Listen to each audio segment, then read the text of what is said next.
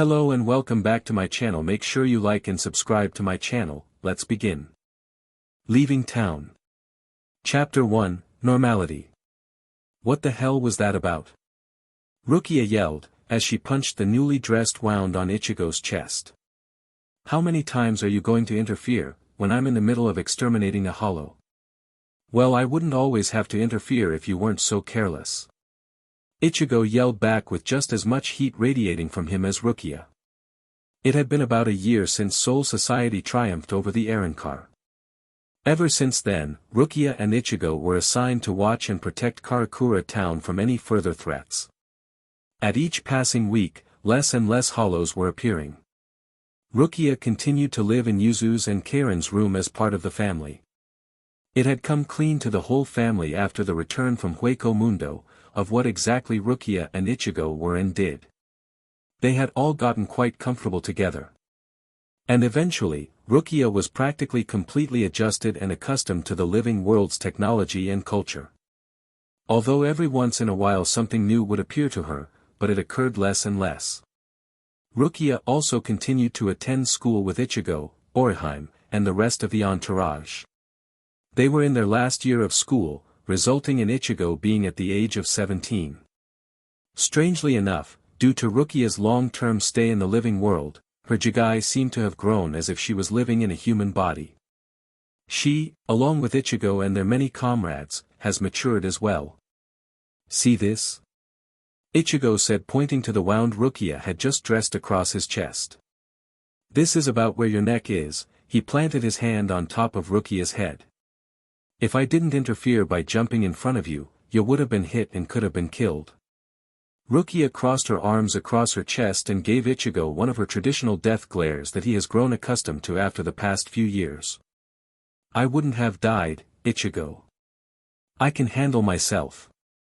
Ichigo raised an eyebrow. Oh, Miss High and Mighty, so you think you can't die, huh? Well, I'm pretty sure you can. Take that Bstrd Aizen for instance. He was a Shinigami and even more powerful, but he died. So yeah, think again, midget. He ended by folding his arms and delivering her a smirk. I never said I couldn't die, idiot. I'm just saying I won't die. There's a difference between can't and won't. I have a strong will to live, and with that I can get through anything. So, basically I won't ever die. At least that's what it said in this manga I've been reading. She picked up the said mange and waved it in the air, showing it as a prop for her statement. Ichigo's smirk disappeared and was replaced by his usual scowl. Hey! I've been looking for that everywhere. I was almost done with it, and then the next day when I was gonna finish it, I couldn't find it. He lunged forward and grabbed it out of her unsuspecting hands. Ichigo! Give it back. I haven't finished it yet. She started to try to grab it from him, but he continued to wave it around in the air to avoid her grip. So now you know how I feel. Just let me read the last bit of it and I'll let you have it. Next time why don't you ask to borrow my stuff first, and then we'll be able to avoid this. He reached behind his back and tucked the mange into the back of his jeans. Well, if you didn't just leave things around, maybe other people wouldn't think anybody's using them, pig. It was your loss, so give it back. She tried reaching around him to retrieve it from his pants, only to be swatted away by the orange-headed teen. They were in each other's faces by now, gritting their teeth.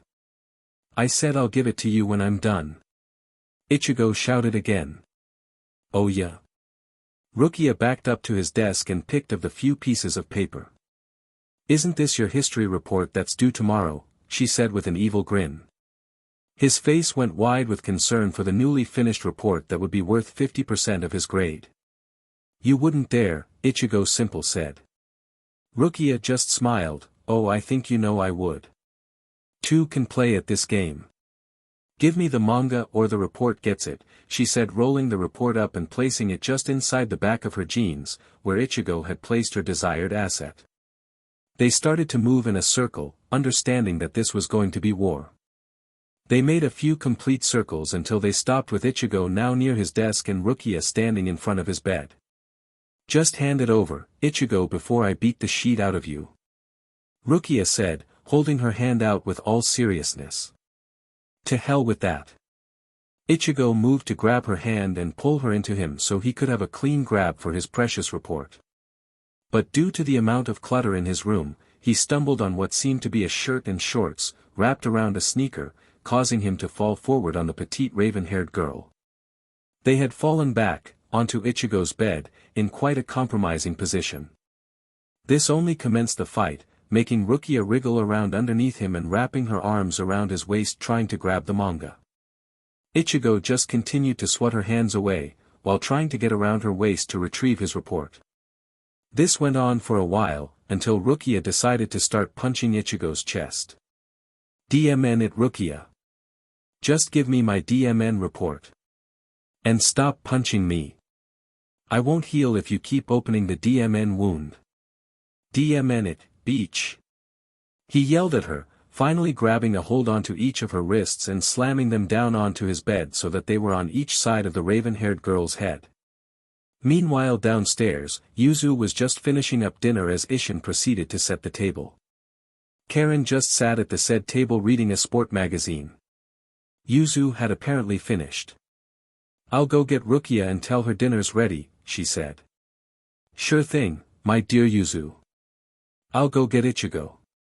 He deserves more exercise due to the drop in hollows. More surprise attacks are in order. Ishin said with excitement and determination present in his voice. Karen just mumbled, "Shut up old man," without even moving her eye contact from her magazine. Daddy knows you love him.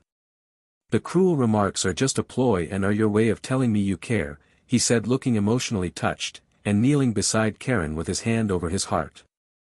Karen quickly punched him in the face, "Then I guess I care a lot old man. Now back off." Nice punch Karen. Now let's go Yuzu.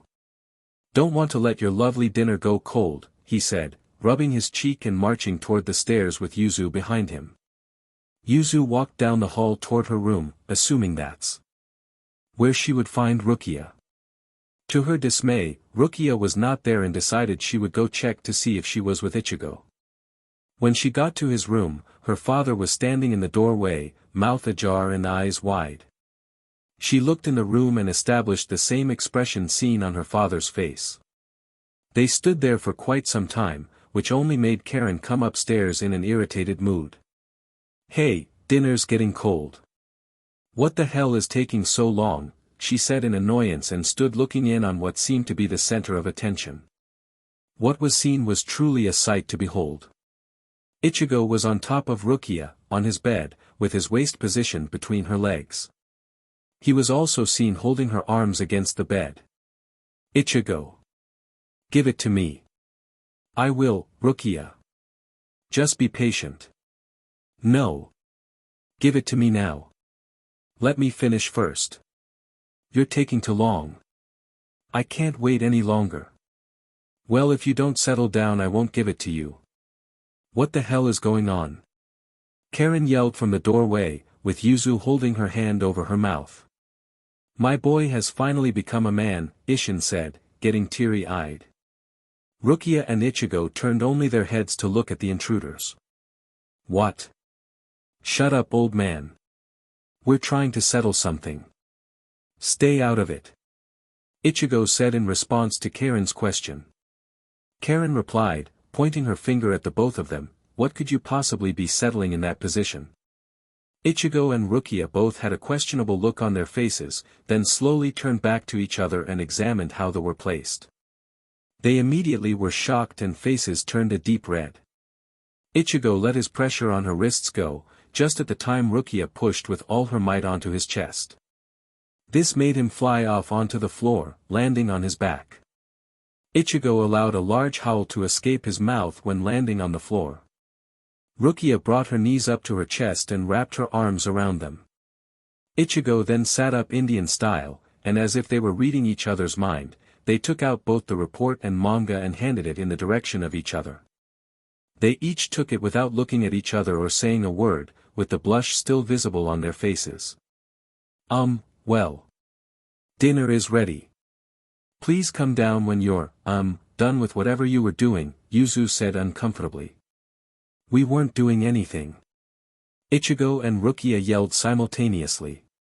They then jumped up and followed the rest out of the room and down for dinner. Dinner was quiet. No one would talk, and when someone was about to, Ichigo would look at them and glare, basically telling them, "You talk, you die." Finally though, Isshin did speak, and believe it or not, it was a serious matter. "I was told that a few Shinigami are coming to the living world tomorrow and requested a meeting with you two and a few of your friends. They'd like for you to all meet at the park by 6. Ichigo nodded and said, "We were planning on going to the park all day tomorrow anyway. So, yeah." Isshin smirked. "Ichigo. You do realize that the date in a relationship is supposed to happen before the SE. We weren't doing anything." Rukia and Ichigo shot up from their chairs, yelling in unison, also creating the same deep crimson blush across their faces. Chapter 2, Wherever You Will Go. It was already noon and they just arrived at the park. Rukia was wearing a miniskirt with a t-shirt, while Ichigo was wearing khaki pants with a button-down t-shirt. They walked side by side, finally reaching a lake that stretched out nicely. There were many kids playing around, couples having picnics, and dogs being walked.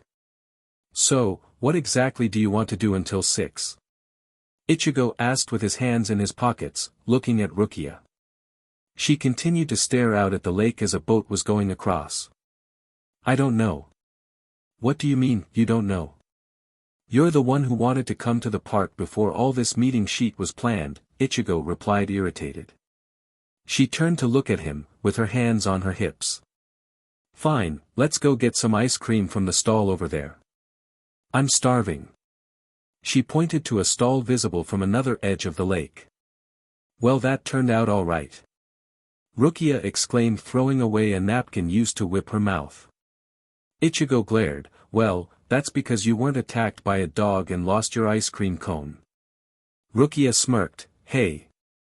I offered you some of mine and all you did was stay in silence and avoided eye contact." Ichigo was embarrassed of sharing the same cone as her. It was too NTMT for his taste. He huffed, "This is ridiculous. We still have a lot of time left." He turned and saw Rukia staring out onto the lake again. Her eyes seemed to glisten with the water, as the sun reflected in them. She stared out at the boat with desire in her mind. Lighter in attitude, Ichigo said, "Come on." Her head snapped towards him and was shocked to feel his hand grab hers. Her eyes went wide as she looked from their hands to him in what seemed to be under a millisecond. Dumbstruck by his action, "Where are we going?" He wouldn't answer, but instead led them to a dock. Ichigo walked over to a man as Rukia just stood there looking out into the lake. Deep in the center, boats were allowed to sail, but towards the shore, people were swimming. It was surprisingly very clean, but that's what it should be like due to the amount of "no littering" signs. Ichigo handed the man money and walked back to Rukia, leading her to a boat. He stepped in and held out his hand for her to grab. "Here. Get in." His behavior was shocking to her. He was being really weird, nice even. She grabbed his hand, feeling his coarse fingertips, yet soft palm. No matter, she had to admit she wasn't complaining about it. She rather liked it. "Why are we doing this? Don't act stupid. I could tell ever since we reached the lake you wanted to go out here. So we're out here." He picked up the oars and started rowing. They went towards the dead middle of the lake, away from the dock. Until Ichigo put down the oars and sat back. They had been in silence, just admiring the scenery. "What do you think this important meeting is about?" Ichigo asked, trying to relax. Rukia just shrugged, looking out at some kids splashing around near shore. "I rather not think about it. Every time something like this happens it makes me uneasy. It's never good news." Ichigo stared curiously at Rukia and leaned up, in a closer position to his companion. He could see her discomfort from the conversation. He decided to try to loosen the tension. "Hey Rukia, what do you think that is?" he said, pointing into the water next to the boat. She eagerly moved to the edge to see. "Are you going blind, Ichigo?" I don't see a thing. He leaned farther out of the boat to point closer to the water, as she moved closer to look. You have to look harder then. See? There. Her eyebrows furrowed, you're insane.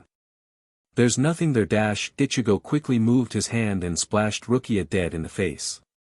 It managed to get some of her shirt wet too. She was dripping with her mouth open in shock from what he had done. Ichigo Kurosaki. You but. I'm soaked. She yelled standing up in the boat. He laughed. I couldn't help it. Your reaction was priceless. You know what else is priceless? Your life. That's why it won't be so hard to kill you, she yelled.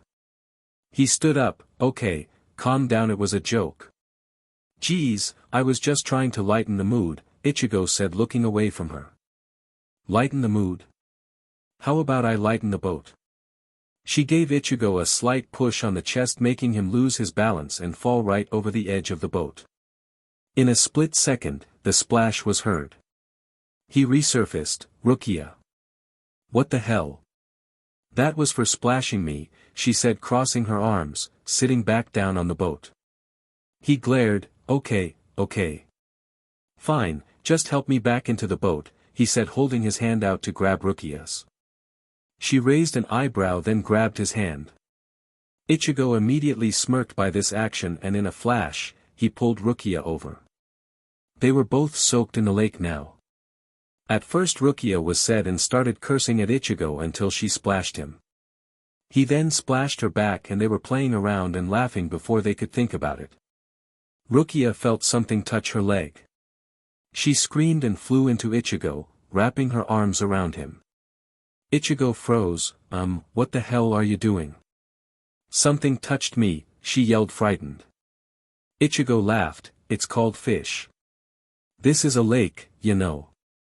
Not a pool. Her cheeks turned slightly red. Oh, was all she could utter out. Then they both noticed what position they were in. They were completely touching. The only thing in the way were their thin pieces of clothing that were glued to their skin due to the water. Their faces were so close they could feel each other breathing. I think we better go get dry. We have to meet up with M soon, Ichigo regretfully said. Why yeah. Good idea, Rukia agreed. They managed to get back into the boat, with Ichigo for the fourth time today, taking Rukia's hand and helping her in. Their relationship has grown even stronger throughout the past years. They still manage to argue and childishly make fun of each other, but they have grown closer nonetheless. Everyone around them could see the way they would look at each other. They just couldn't see it themselves. Or maybe they did, but chose to ignore it. They've been through so much, yet they could go through so much more if only they knew how they truly felt. They managed to retrieve some towels from the lifeguard station and at least tried to dry themselves off. They started to walk to the rendezvous point. Ichigo's gaze landed on Rukia as the sun was setting in the distance. Her hair was being blown lightly in the breeze, along with her skirt and shirt, showing her figure. He didn't realize it but stopped in his tracks while she continued to walk over towards the swings that were in the playground. This was their meeting place. He continued to stare in fascination. She seemed so peaceful, at ease, and beautiful. She then turned around to face Ichigo, as one hand grasped the chain of a swing. To Ichigo's surprise, she was now looking at him and smiling, eyes holding slight amusement. Ichigo, push me. He couldn't deny the way she looked at him or the way she asked. It wasn't a question, yet it didn't feel like a demand. He walked over as she sat down. Amused by the most childish things. You'll never change. You know it. Plus, you wouldn't want me to, she said nonchalantly. Ichigo raised an eyebrow, as he continued to push her back to move the swing. Oh really? How are you so sure? There was hesitation in her reply. Otherwise you wouldn't continually save me, like you have during all this time I've known you. She finished by turning her head slightly to look back at Ichigo. It was the same way she looked at him when she first saw him in the streets. The same way she looked at him as she was leaving through the gate back to Soul Society, as a prisoner. The same way she returned to him in the fight with Abanto. He was always left speechless by that look. That one look that seemed to somehow freeze time. He smirked after finally snapping out of his hypnotism. He then replied without thinking of how she would respond, "Just because I save you doesn't mean I wouldn't mind if you changed." She started to raise her voice, "You know Ichigo. I was just trying to point out something to you that I appreciated, even though I didn't exactly say it like that dash." Ichigo stopped pushing her and grabbed the chains to steady the swing. He then turned her around by twisting the chain. Her eyes were wide by his actions. "Well, why didn't you say it exactly like that? If you're trying to get a point across to me, you should know by now I can't figure it out through your way of speaking." He was looking into her eyes with full attention. His eyes pierced at her soul as she stared back into those amber orbs. She smiled slightly, "You're right. Just, thanks for always watching over me. Even when I tell you I don't need you to. I know I can be stubborn and bitter, but you still stand up for me. Thanks Ichigo." She blushed as the moon was starting to shine brightly in the sky. He smiled, "You know what, you're right. I wouldn't have you any other way." At some point, Rukia's hands had been placed on top of Ichigo's, which were holding the chains on the swing. And Ichigo had been leaning forward, closer and closer to Rukia. They were closer than they ever thought they would be. Ichigo's head slightly tilted, as his lips were only an inch or so away from hers. Then, Rukia whispered, "Ichigo, I." Leaning even closer without actually touching yet, Ichigo replied, "Yes Rukia. I." They both closed their eyes, anticipating what was coming. "Yo!" was shouted from a distance. The two froze and then jumped back, blushing. So close, was the same thought that ran through their minds. Renji walked up followed by Ranjaku, Tushuru, Ikiku, Yumachika, Yoruchi and Urahara. They were all wearing modern-day clothes. From the other direction came Ishida, Orihime, Tatsuki, and Chad. Tatsuki has been involved in everything ever since she told everyone she was able to see everything they did, when she shouldn't be able to. Urahara and Yoruchi were accepted back into Soul Society freely, although they spent almost all of their time in the living world. "Hey, sorry we're late. I needed help with my grocery shopping," Orihime said cheerfully as the rest of the group's faces turned green just at the thought of the things she bought. Ranjaku replied, "Oh it's fine. We were late too." Renji, Yumachika, Urahara, and Ikiku were betting on how many guys I could get to drool over me as I walked down a street. Yoruchi and Captain stayed out of it. They obviously don't know fun when they see it. The said two rolled their eyes as the other four were smiling devilishly. Rukia stood up from the swing and walked over to the group as Ichigo followed. "Okay, so what's this all about?" Ichigo finally spoke. They all stood in a rather large circular shape. Ichigo was leaning back against a tree, while the rest stood around, with Rukia opposite of Ichigo. Tushuru started. "As you have probably realized, the amount of hollows appearing in the living world having steadily been decreasing. There hasn't been one for about 5 months. Soul Society has come to a conclusion and a decision. They have discovered that hollows will no longer interfere in the living world." Ichigo raised an eyebrow, "And what is this decision?" Everyone looked in anticipation.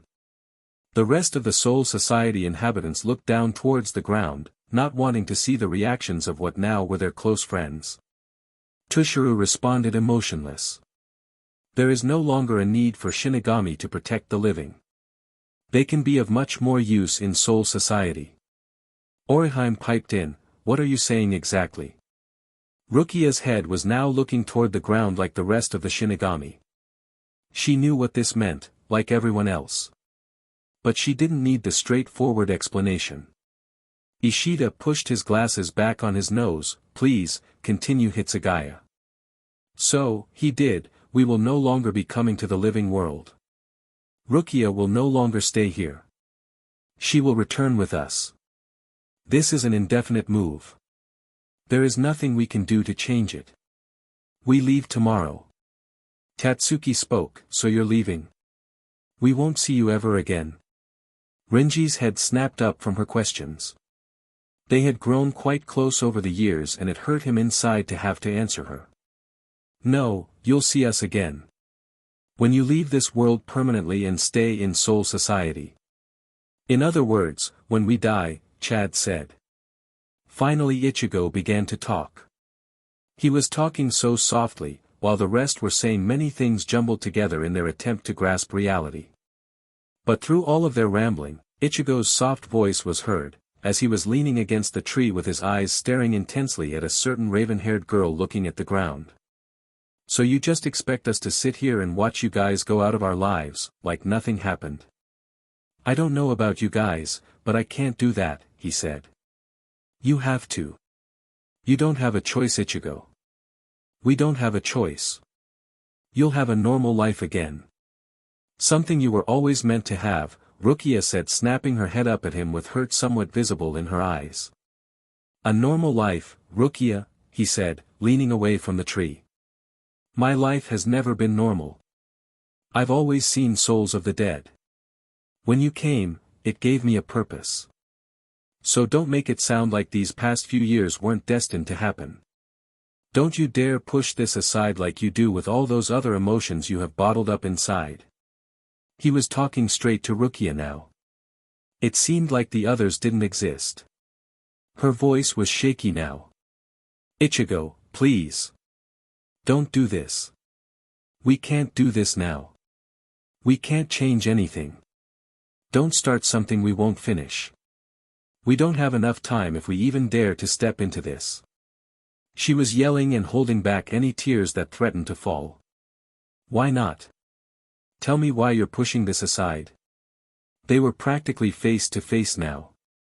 Because we'll be leaving tomorrow. We won't be able to deal with this argument in less than a day. I'd rather spend these last hours with you, not doing this. Ichigo turned his head away to not look at her. Everyone's face was grim. Orihime, Tatsuki and Ranjaku were threatening to cry. The rest held stern faces with furrowed eyebrows. Rukia held her eyes shut to stop the tears that were so close to falling. Tushuru spoke after countless minutes of silence. We'll meet at the bridge along the river tomorrow at sunset. We'll say our goodbyes there. For now, let's enjoy what time we have left. I'm going home, Ichigo stated flatly as he turned and walked away. Rukia looked over at the group as they gave her a nod to confirm what she wanted to do. Rukia then ran off to the Kurosaki residence in search for the orange-haired boy. It was already late. Time went by really fast. It was 11 at night and Yuzu, Karen and Ishin were awake due to the recent information Rukia gave them about her departure. Ichigo has been locked in his room since he returned. I can't believe you're leaving, Rukia. We've grown so attached to you. You're like a sister to us, Yuzu said with tears in her eyes.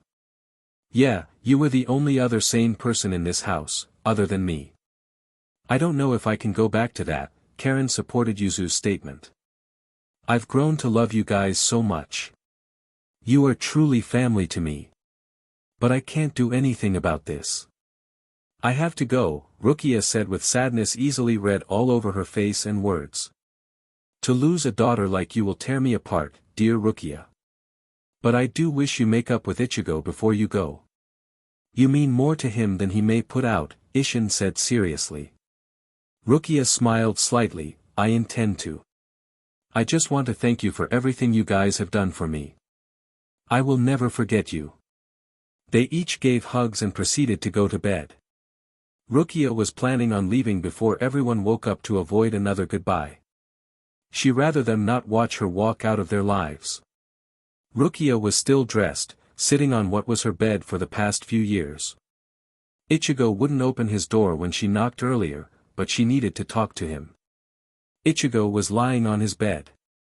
He hadn't changed or eaten or done anything, for that matter, when he came home after that life-changing meeting in the park. How can she just leave? She's accepting this without even putting up a fight. Doesn't this place mean anything to her? Doesn't anyone here mean anything to her? Don't I mean anything to her? Ichigo thought, looking straight up at the ceiling. The night was beautiful. There wasn't a cloud in the sky, so the moon was easily shining into his room through his open window. The wind came through his open window, filling the room with a gentle, cool breeze. I don't know if I can just watch her leave. She makes it look like she has no reason to stay here. To stay with me, why should I fight for her if she's going willingly? Then, he heard a noise. He figured it was Rukia tapping on his door again. It was midnight now, but considering she was leaving tomorrow, she would be awake in order to talk to him. He didn't respond to the noise. He couldn't face her knowing how it would end. Suddenly, a noise came from the window was heard, and then a raven-haired girl jumped in, standing straight up as soon as she was balanced. Rukia. What are you doing? Ichigo managed to get out as he leaned up on his bed with his elbows. She sighed, it's the only way I could get in here to talk to you. You wouldn't open the door, and as long as I've known you, you keep the window open at night. Ichigo, we need to talk. Ichigo got up off his bed and started to walk towards the door. We don't need to talk, Rukia. Just, have a nice life, he said without looking at her. She ran in front of him, well before he reached the door, and pushed him to stop with her hands on his chest. Ichigo. Stop being so childish. If you think you're the only one who's depressed or sad about this, then you really are an idiot. Well, if you feel like that too, why aren't you doing something about it? Why are you just accepting it? Ichigo argued back. Because I can't do anything about it, she said with Ichigo opening his mouth to reply, but Rukia held her index finger up in front of Ichigo's lips to stop him, knowing what he was going to say. You can't do anything about it, Ichigo, she said softly, her eyes turning into puddles as the tears welded up. Rukia's hands were still placed on his chest, while Ichigo's hands somehow managed to rest on her hips. His voice softened as well, but I don't know if I can deal without having you there in my life. She looked down from his sad, brown eyes. You'll be able to. They plan on erasing our memories and taking away all of your spiritual powers. He took a step back, breaking contact with her. You have to be FNG kidding me. You're leaving, but now they are making us forget everything, like Shinigami or spirits ever exited. I can't take this anymore. He couldn't believe this. They think this is the best way. I don't know what to think about it. Part of me doesn't want to forget a single thing, yet another part of me is not wanting to remember if it will only cause me pain, she said, the pain evident in her voice. Rukia, Ichigo said sternly, but Rukia cut in. I know that you're probably not going to show up tomorrow, just because that's the way you are and you can't face things like this. So I'm going to tell you now, even though after tomorrow night you won't remember any of this. Since the first day we met, you've been there to protect me. We fought all the time about stupid things, we still do actually, but you always cared about what happened to me even though you never showed it. Rukia Ichigo said. No. Let me finish. You were always there for me, whether I asked for it or not. I just want to say, thanks. For everything. Can you just do me one favor, she said looking hopeful in his reply. He stared back at her, interested in what he possibly could do for her. What? Be happy. Don't live your life with that scowl always on your face. Enjoy it, every moment of it. She gave him a soft smile as a lone tear slid down her cheek. Then, she turned around grabbing the door handle. Ichigo reached out and grabbed her other arm's wrist, causing her to swirl around. Wondering what else he could want. Stay with me tonight, he said with confidence in his eyes. Her eyes widened. Ichigo, Please. You can leave in the morning without waking me, just, stay, he said with a hint of begging in his voice, as he reached up and whipped away the track left by the tear on her cheek. Her body melted at his fragility, then nodded with a weak smile. They walked over to his bed, as they both uncomfortably lied down on top of the covers beside on another. They laid there in silence. Ichigo closed his eyes, just to escape what was reality. Then he suddenly felt movement. His eyes snapped open. He looked down to find Rukia's body cuddled up next to his, with her hand resting on his stomach and her head on his chest. Ichigo's face relaxed after the sudden surprise died, and he wrapped his arms around her, bringing them even closer. Rukia's eyes were closed, but her lips curved into a smile as Ichigo held her back. He was always able to give her the feeling of safety and comfort. "Rukia," Ichigo said, planning on telling her something he never thought he could. She looked up, with her violet eyes staring deep into his amber. "Yes, Ichigo." He was speechless by her look. Everything he was going to say was gone. All he could muster up to say was, "Night." She smiled. "Good night, Ichigo," she said, closing her eyes and realizing those were the last words they would speak to each other. They both wanted this moment to last forever, trying to stay awake as long as possible. But sleep was inevitable, and soon, they were lost in their dreams. Rukia had spent her entire day walking around the town, getting one last glimpse of everything she had grown accustomed to. And everything she saw, reminded her of Ichigo. Of course it would, he was the one who introduced her to everything. Her heart was aching, yearning for the comfort of last night. She woke up with a smile dancing across her face. Her eyes fluttered open and noticed she was in the same position she had fallen asleep to. Regretfully, she had to move. She sat up carefully, not daring to let him wake up and witness her leave. She sat at the edge of his bed, staring at his relaxed face. No scowl, the way she loved it. She gently lifted her hand and held it on his cheek, causing tears to build up. He smiled at the feel of her touch and leaned into her hand, causing her tears to fall freely. She whispered, ever so slightly, "Even if my mind doesn't, my heart will always remember you." She pulled away, walked to the door, and gave a finally look back to the sound asleep, orange-haired boy that changed her life. Then, she was gone. They both couldn't handle a final goodbye, whether it was admitted or not.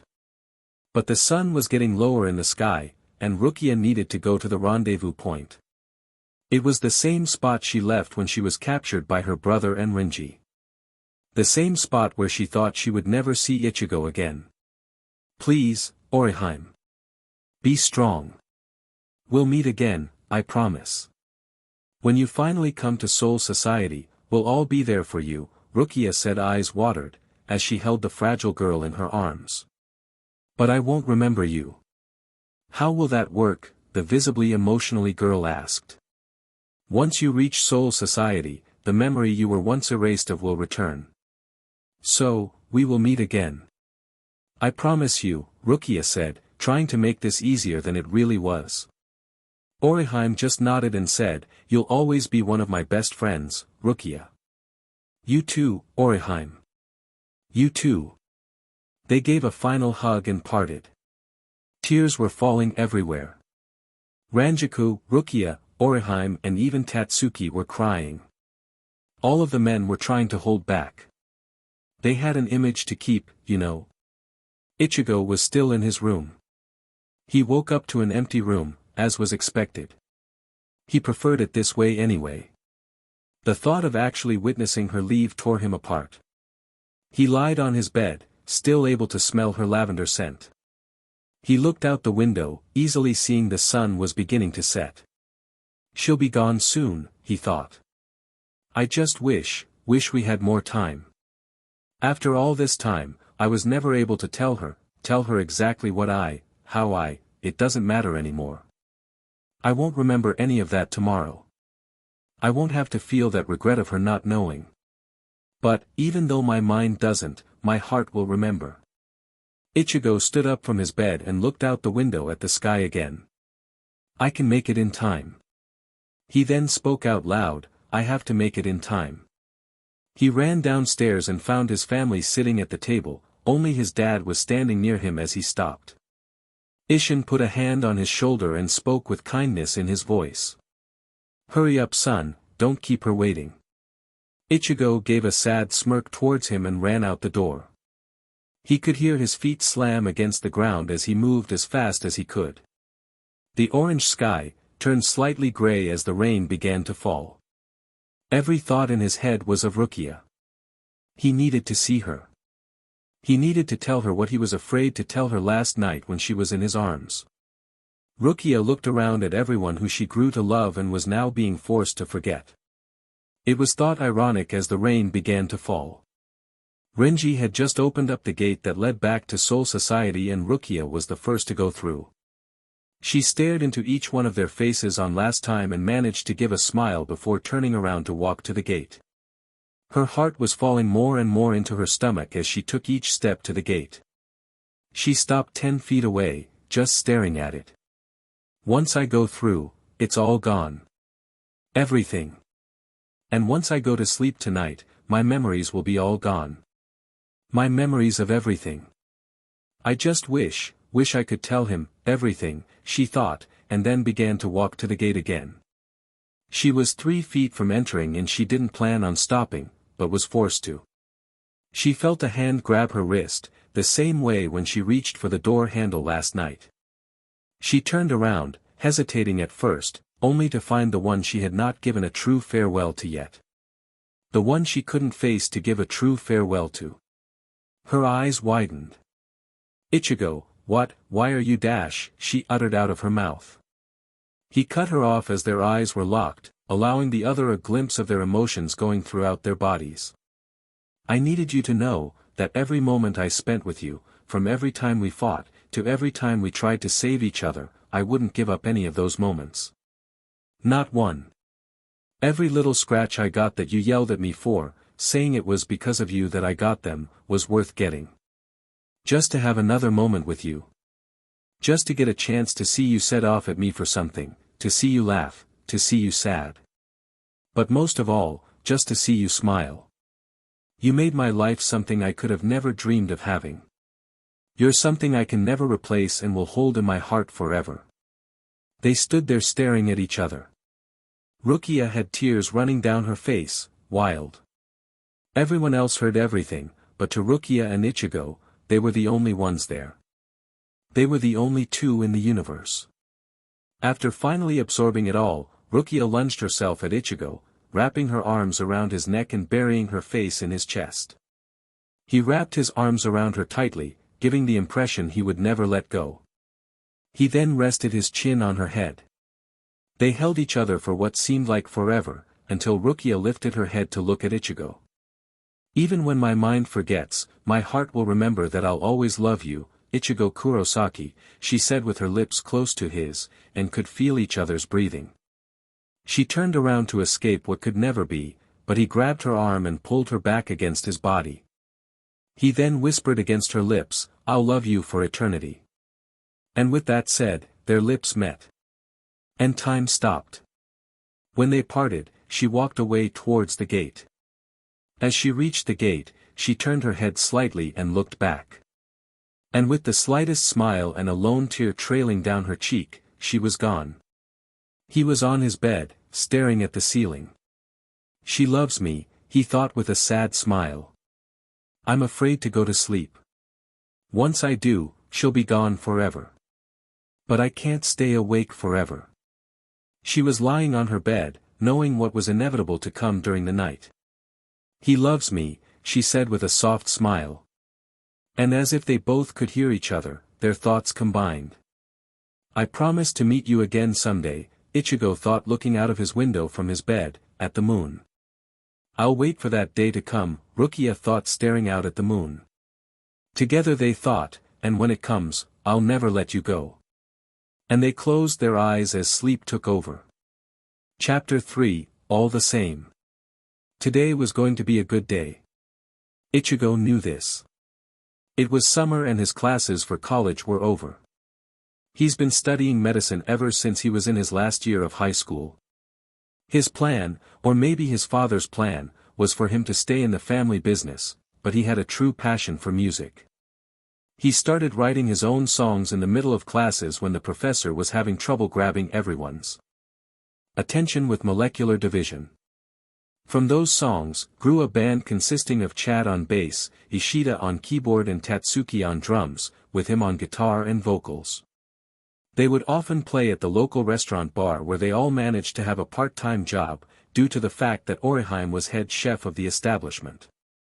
Apparently her culinary skills improved, but she still had her absurd concoctions that surprisingly were seen as works of art. It was a pretty fancy place. People would wear suits and dresses, but yet the way everything was presented made everyone feel right at home and comfortable, so that it didn't give off that you're not supposed to laugh or make any loud noises that will interrupt any other customer's mood. It was loud, and welcomed a good time. He's been living in his own apartment since his first year of college. He grew tired of the old man waking him up early in the morning with a drop kick. Not surprisingly, Yuzu and Karen moved out last year for their first year of college too. They all loved their dear father, but they needed to escape. Today was Ichigo's birthday. He never liked his birthday because he never felt it was a big deal, something that just comes around and should be passed by without acknowledgement. He had all the reason to not like his birthday, especially since last year on this day, his 3-year-long girlfriend, Senna, was caught cheating on him with her next-door neighbor. It's not like he fell apart over it. He loved her, but he never really was in love with her. At least that's what he figured. But this year felt different. It was his 22nd birthday. He had to work tonight, but since Orihime was never good with keeping secrets, she accidentally leaked out a little party they were throwing for him there. It wasn't going to be anything big, which he was perfectly fine with. Just people he cared about being around him was good enough for him. His friends really were something though. They knew how he felt about his birthday, but planned on doing it anyway. They always looked out for him, like for instance, they would push for him to go out with a girl that was ogling him all night when he was bartending, but he would never do it. He really was a pretty happy guy. Ever since one day 5 years ago came, he felt like there was no reason for him to go around scowling all the time. He changed his attitude around and was now rarely seen angry, sad or depressed. He was happy, he just always felt like there has been something missing in his life. He was now walking along one of his favorite routes to take. He wasn't planning on going anywhere, just felt like walking. He loved walking along this certain sidewalk where it overlooked a lake that kids were often seen swimming in, or boats floating around towards the center. But if you came across it at a certain time, it was vacant. And when the sun reflected off of it, it gave him a surreal, peaceful feeling.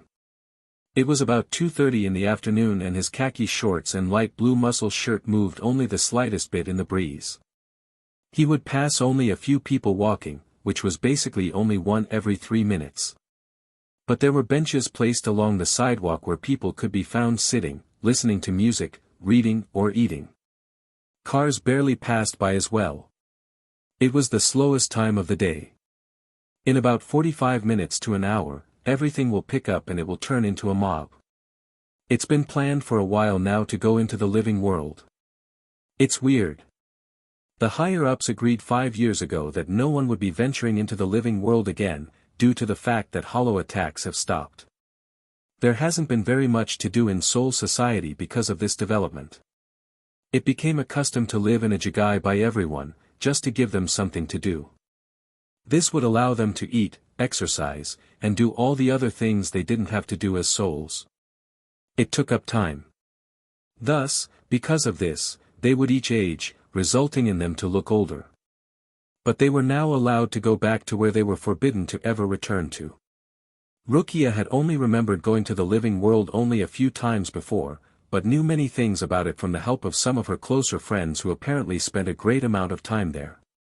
Some sort of business has to be done, but Rukia wasn't told what exactly.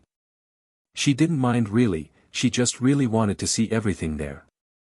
Urahara and Yoruchi already went ahead and they were going to meet up when the rest got there.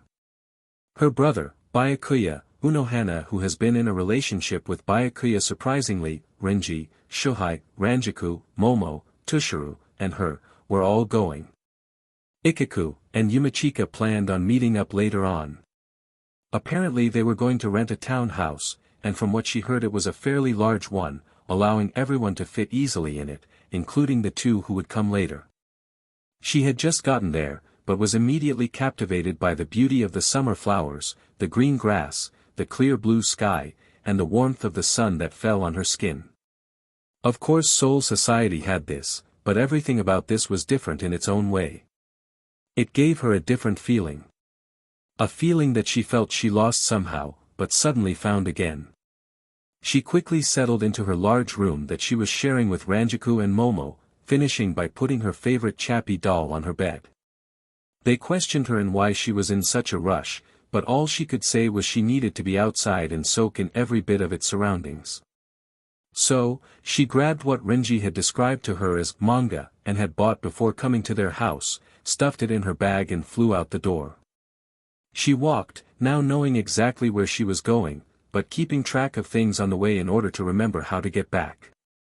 She walked on a sidewalk and found that it overlooked a large park with a lake in the middle. After looking down on it for quite some time, she found an unoccupied bench nearby. After taking a seat and getting comfortable, she began to read what she quickly learned she loved. His hands were in his pockets, as he looked at the scenery around him. He closed his eyes and breathed in the crisp air, not stopping, but continuing to walk. When his eyes slowly began to open again, they immediately were distracted by a figure sitting on a bench he was coming up to. It seemed like all the air he had just breathed in was now stuck in his lungs. He was captivated by everything he could see about her. Her short, raven-colored hair was dancing on her practically bare shoulders from the light breeze, along with her lavender miniskirt and white tank top. She seemed to be fully fascinated in what looked surprisingly like a manga. He couldn't take his eyes off her face, and by the time he was about 5 feet from being directly in front of her, she looked up from her entertainment, sensing an audience. Her eyes met his, leaving him in shock. Then suddenly, he tripped on the sidewalk, where there were no cracks or rocks to tumble on, but only the clumsiness of your own 2 feet to allow you to trip. He flew to the ground, just catching himself with his hands to stop the impact on his chest or head, but mainly stopping the fall with his knee. But, instead of immediately jumping up, he lowered himself to the ground, not wanting to get up and face the embarrassment of his actions. He was now lying on his stomach, with his hands still pushing against the ground in the same position that they caught him, and his forehead was now leaning against the ground as well. Rukia's mouth flew open and she quickly got up, throwing her manga on the bench. She knelt down to the ground beside him, where he still did not dare to move. "Oh my God! Are you all right?" she said with concern, but she couldn't help the slight curve of the corners of her lips from what just happened. "Ah, well, I'm fine. My pride isn't, but I think that means I'll live," he said without moving. She chuckled. "Do you want some help getting up then?" Nah. I think I'll just stay here for a while." "Might as well, seeing as I'm so well acquainted with the concrete now." She could just make out what looked like a smirk on his face, but still couldn't see from the way he was lying. She smiled. "Well, let me at least help you turn over. Meeting concrete is one thing, but eating it is another." He sighed with a chuckle. "Yeah, you're right." He groaned as he began to flip over, with her grabbing a hold to one of his arms to help him. He was now leaning off the ground with his elbows. "Thanks," he was able to utter as his amber eyes once again met her violet. After 5 seconds of eye contact, Rukia broke it smiling and looking to the ground, as Ichigo displayed a smirk on his face. She looked down, noticing his knee. "Your knee is all scratched up." He looked down. "Well, that's where the pain is coming from, huh?" She stood up, walked over to the bench and grabbed her bag. She pulled out a bandage and sat down beside him again. "Here, lift up your leg and put it on my lap," she said as she sat Indian style. "What are you planning on doing?" he said hesitantly. She raised an eyebrow. "What does it look like I'm doing?" "I'm going to tie you up with this bandage and roll you down the hill so you'll go flying into that lake," she said, then looking at him sarcastically.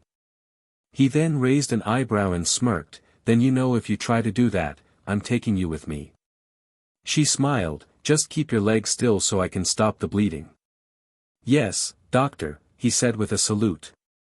She rolled her eyes but couldn't help a smirk as she wrapped his leg in the white bandage.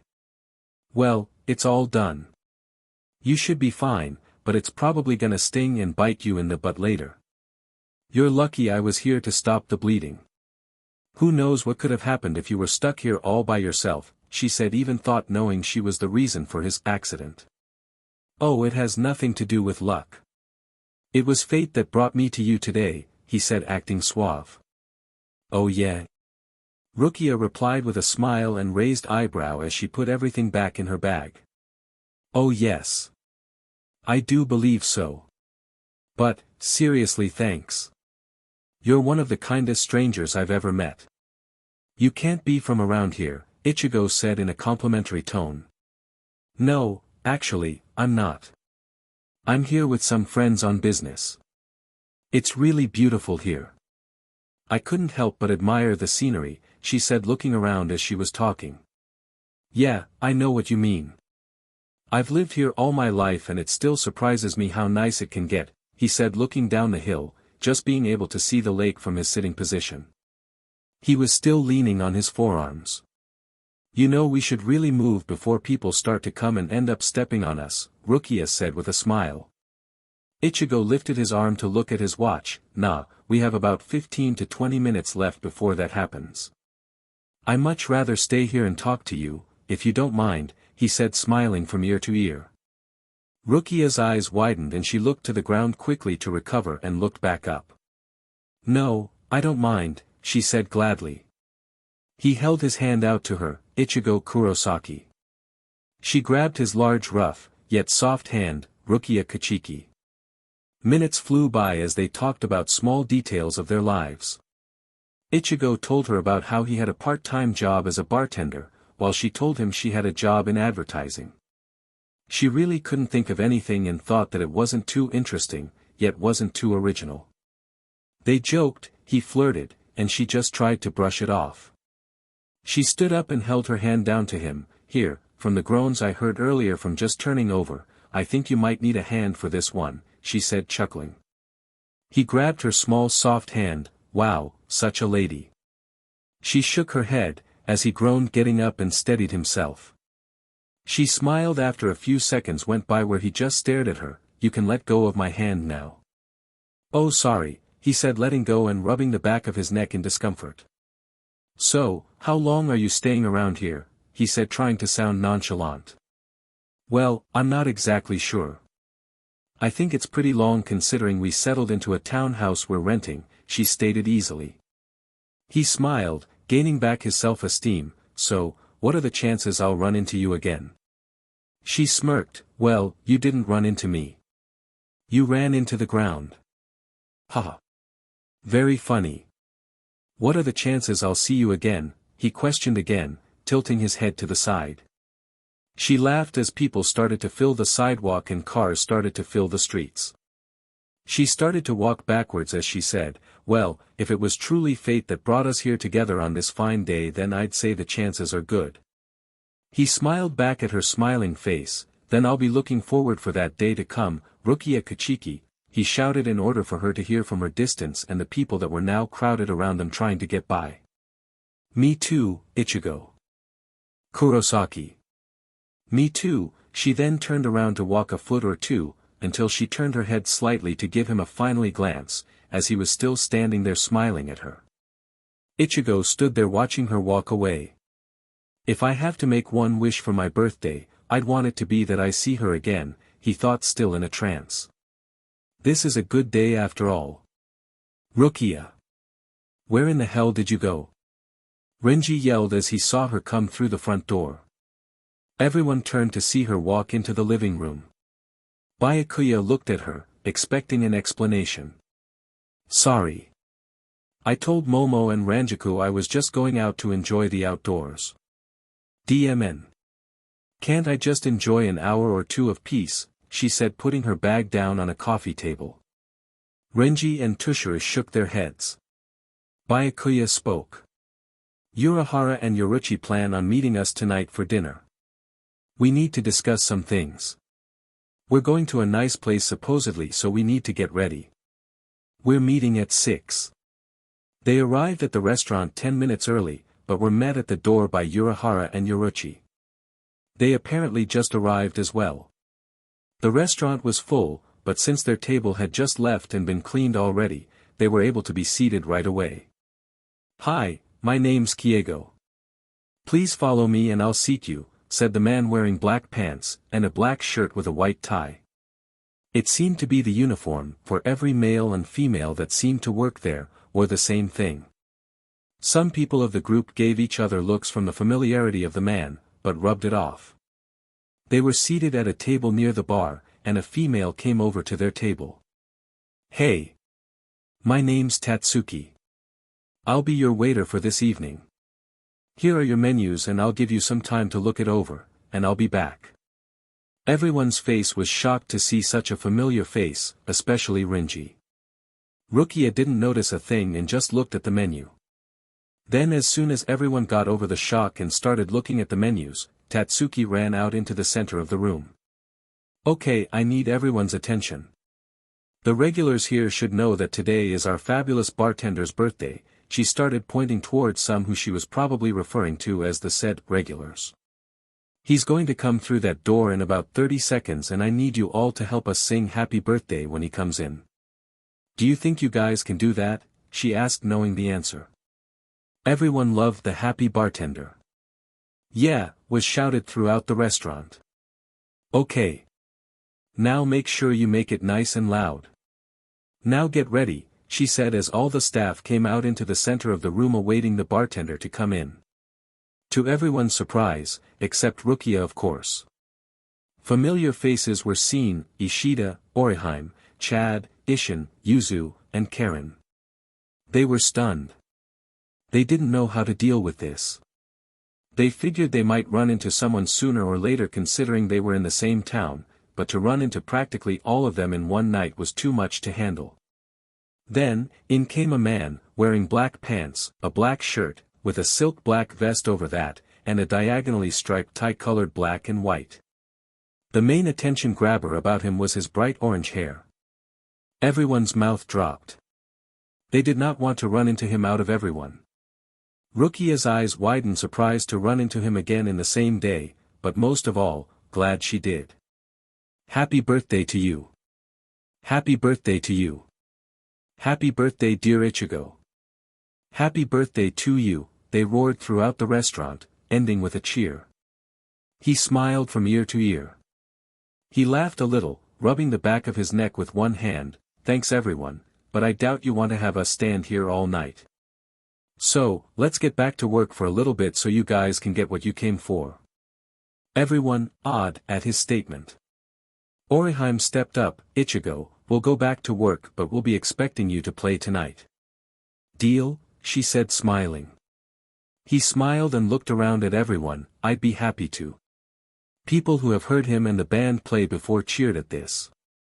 Everyone then went back to work and Ichigo made his way to the bar to start.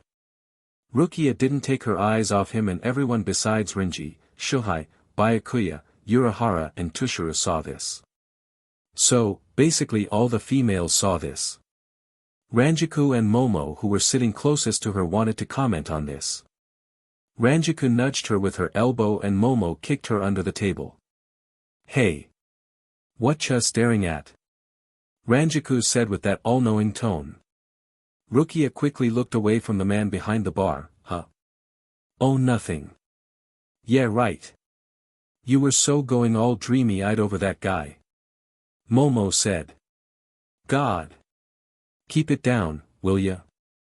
Rukia said, getting irritated. "Please girl, no one can hear us. Plus the men are too into whatever boring thing they're talking about. Unohana and Yoruchi can probably hear but they aren't going to say a thing," Ranjiku said to settle Rukia down. They four women knew it was wrong to push this, but how could they just let it go, knowing how much they truly felt about each other? They were women after all. They were suckers for romance. "I met him today when I left the house to take a walk," Rukia said, seeing Momo's and Ranjiku's eyes widen with both surprise and excitement. "I was reading on a bench when I felt someone watching me. I looked up and saw him walking by staring at me. He was surprised by my sudden looking up, I guess, and he tripped on nothing and fell straight to the ground. It was pretty funny, but cute. So I helped him with a pretty bad gash on his knee and we talked for a while on the ground. I really didn't expect to see him again, she said, the last statement looking back at him with those dreamy eyes again. The two women listening turned into mush. That's so cute, they said simultaneously. Shoo. Now you're being loud. Rukia replied. Sorry, they said simultaneously again. Why don't you go say hello? Momo suggested. Haha. Funny. I don't think so, Rukia laughed, looking back down at her menu. What? We all know you want to, Momo replied. Rukia only replied with silence as she stared back towards the bar. Well, if you don't want to say hi, why don't you go get a drink? Ranjiku replied with a smirk and a raised eyebrow. No harm in getting a drink, is there? Rukia smiled, I'll be back. Yo Ichigo. Don't look now, but there's some CC little chica coming towards the bar. Oh man, what I wouldn't give to spend a night with that ho dash, Kiego said, leaning towards Ichigo, who had his back to the room mixing some drinks.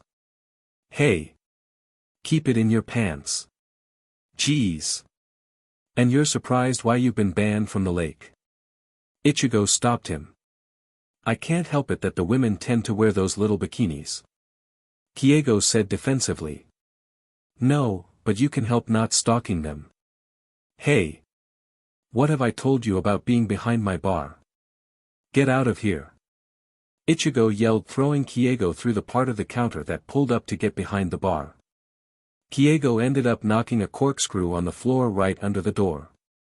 As Ichigo watched Kiego hastily go back to work, he noticed the said, CC little chica coming towards the bar.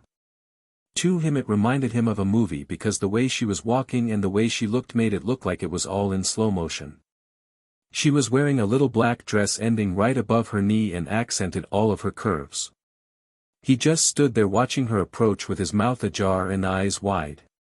When he started to gain some sense in that head of his, he thanked God that she was looking around the restaurant and not straight ahead.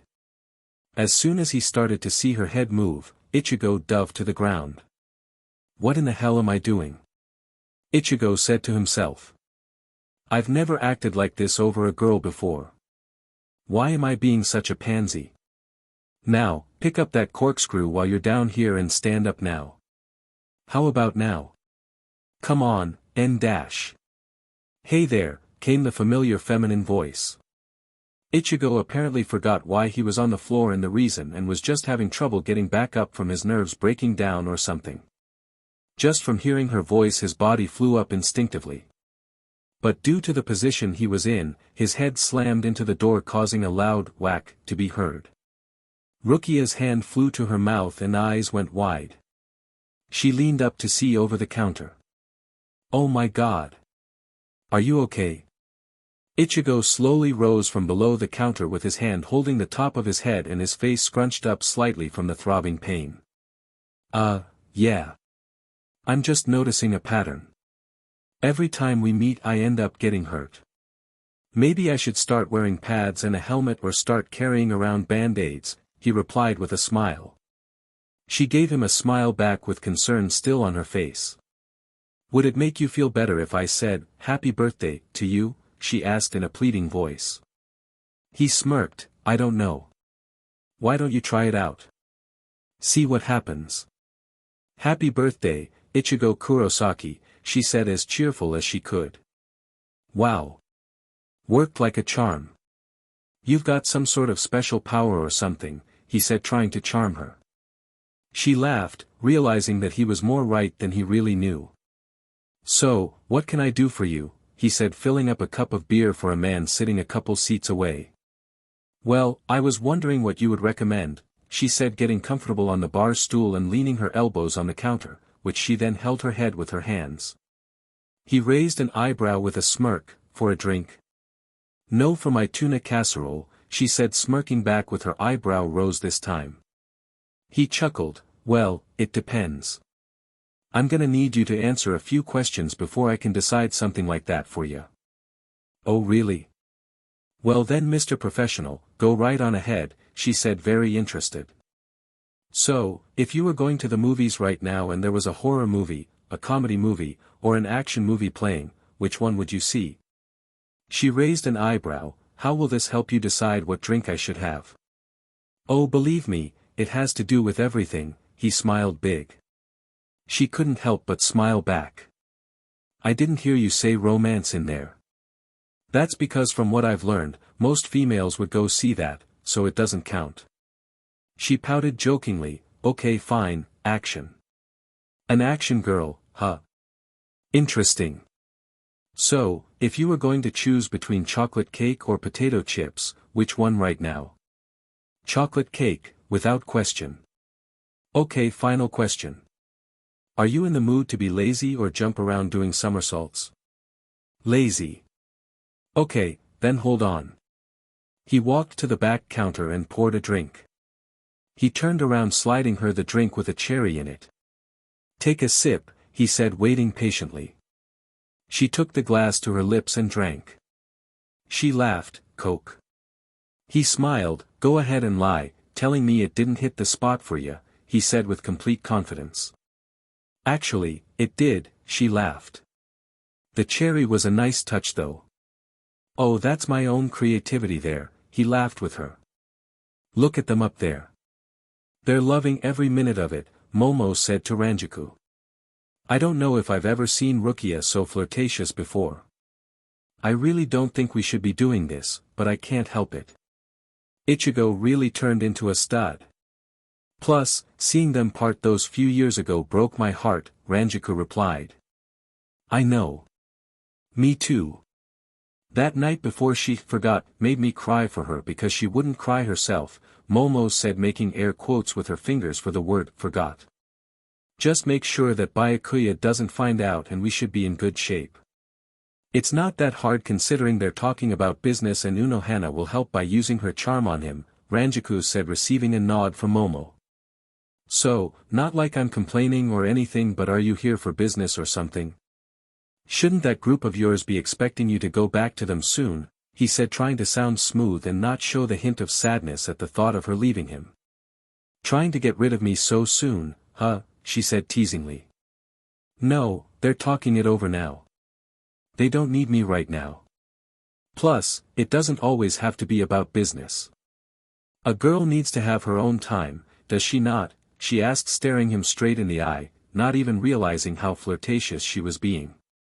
Ichigo gulped at the look she gave him, but then regained his suave attitude. Of course she does. I'm flattered she's spending her own time with me, he said. Well you should be. She doesn't get to do this often, she said reluctantly. Ichigo looked at her sadly as she looked down at her drink, pulling the cherry around in her soda. He hesitated but got the nerve anyway. So, do you think this certain girl will be able to spend some of her own time Aga dash? Orihime came out of the kitchen in her white gown. Ichigo. Come on. It's time for you guys to play, she yelled cupping her hands around her mouth to make it easier for him to hear her. Yeah, alright. Just a sec. Ichigo yelled back. He turned back to Rukia. Alright. I'm gonna go play some songs, so. Can you just stay here, listen, and I'll be back. You're in a band. Rukia said surprised. Yeah, he said not looking at her as he untied his apron on his waist. He looked back up with a smirk and his head tilted slightly to the side, draws you into me more doesn't it? Rukia's mouth went open to make a remark but couldn't find one in that head of hers. I guess it was true then. It was one more thing that made her intrigued by him. Alright. Stay here. I swear it's one of the best seats, he said, walking through the door he slammed his head on earlier and up to the stage where Chad, Tatsuki and Ishida were already set up to go. What's going on? Byakuya said confused. Looks like they're going to play us some music. Wow.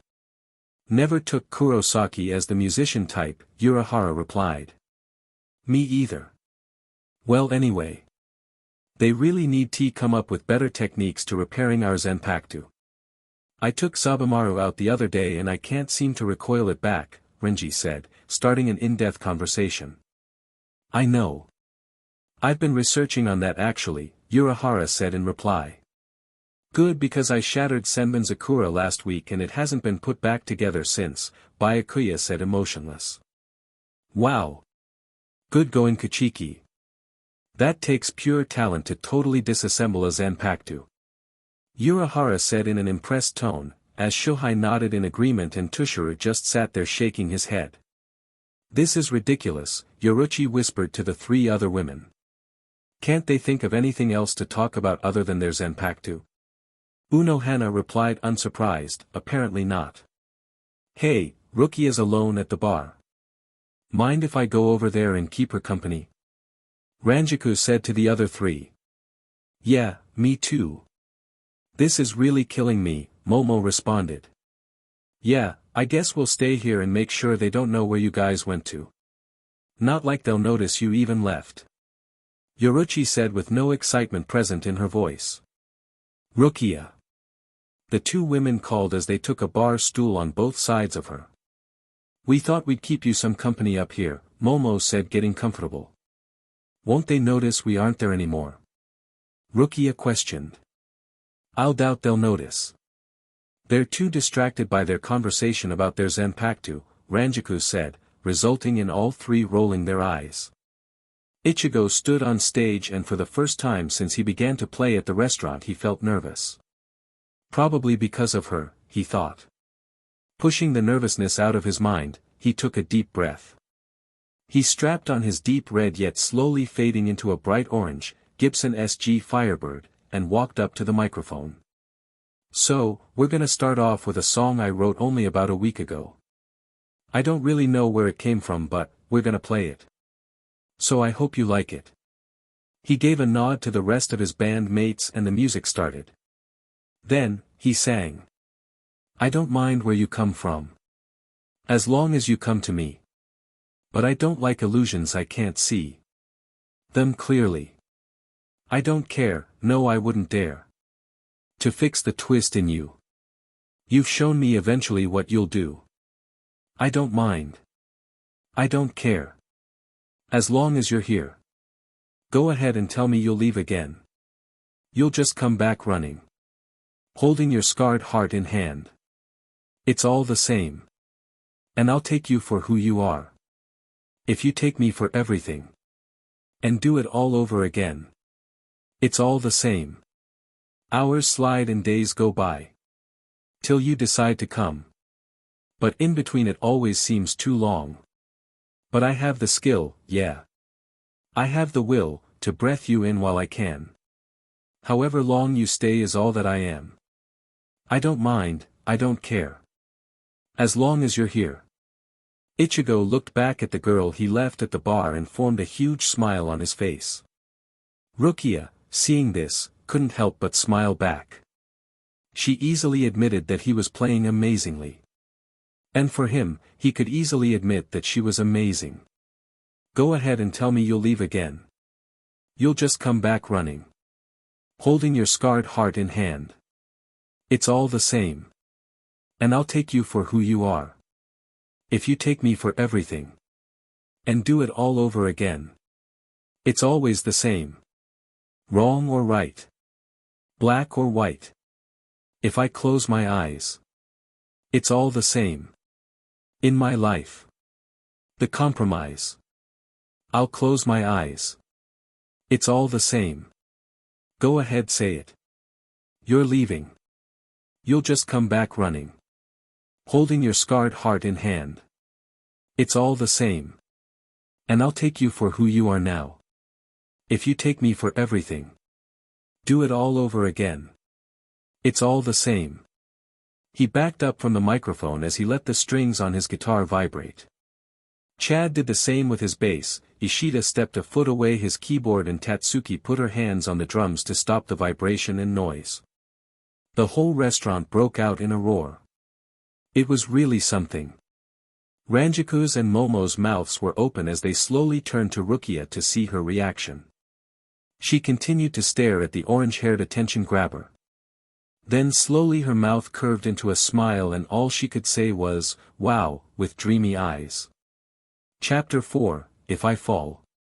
Rukia. Rukia. Ranjaku called from the side. Huh? What? Rukia replied, turning to her friend, while recovering from her hypnotism. The two friends smiled devilishly. You're falling for him, aren't you? Momo said with that huge smile still planted on her face. Ranjaku just nodded in agreement. The two couldn't help but think, again, after Momo asked her question. What? Rukia shot back. She chuckled slightly, I barely even know him. He seems like a nice guy, but settle down with the assumptions. Her friends were crazy. They knew her pretty DMN well. They should know that she wasn't the kind of person to just fall head over heels for some guy she hardly knew. Alright. Alright. Don't bite our heads off. It was just a simple question, Momo said, raising her hands to the sides of her head in the way you would if you wanted to say, don't shoot. Rukia just huffed. Oh look. He's coming back. Let's go, Momo, Ranjaku said, pulling on her arm. You really don't have to leave, Rukia said, trying to not let them think anything else of the situation. Yeah, right.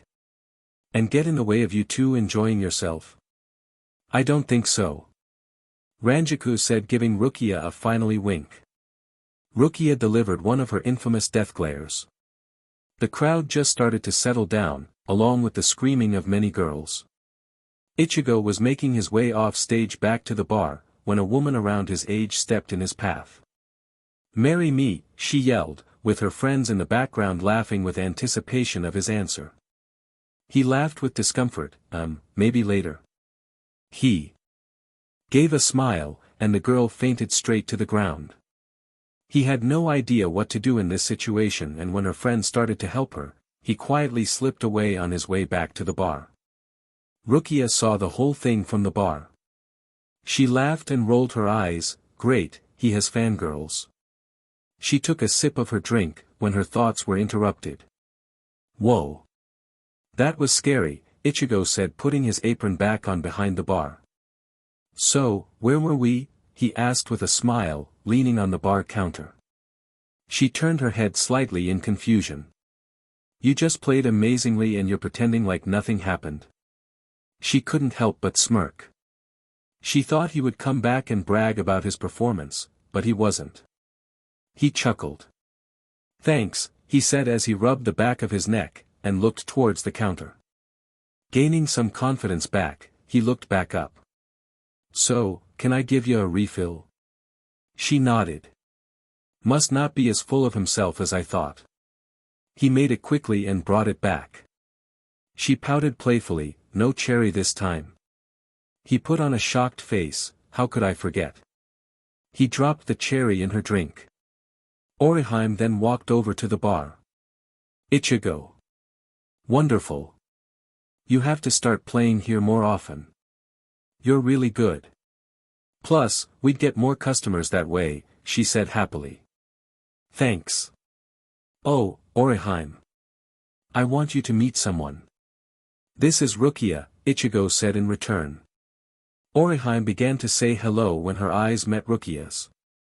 Her mouth went wide and tears began to fill her eyes. Then, she immediately threw her arms around her and embraced her. Rukia's eyes grew. Hi. Nice to meet you too, Rukia replied confused. Orihime let go, remembering everything, even the fact that no one is supposed to remember. She put on a fake smile, even though she felt the sorrow from the past flooding her mind.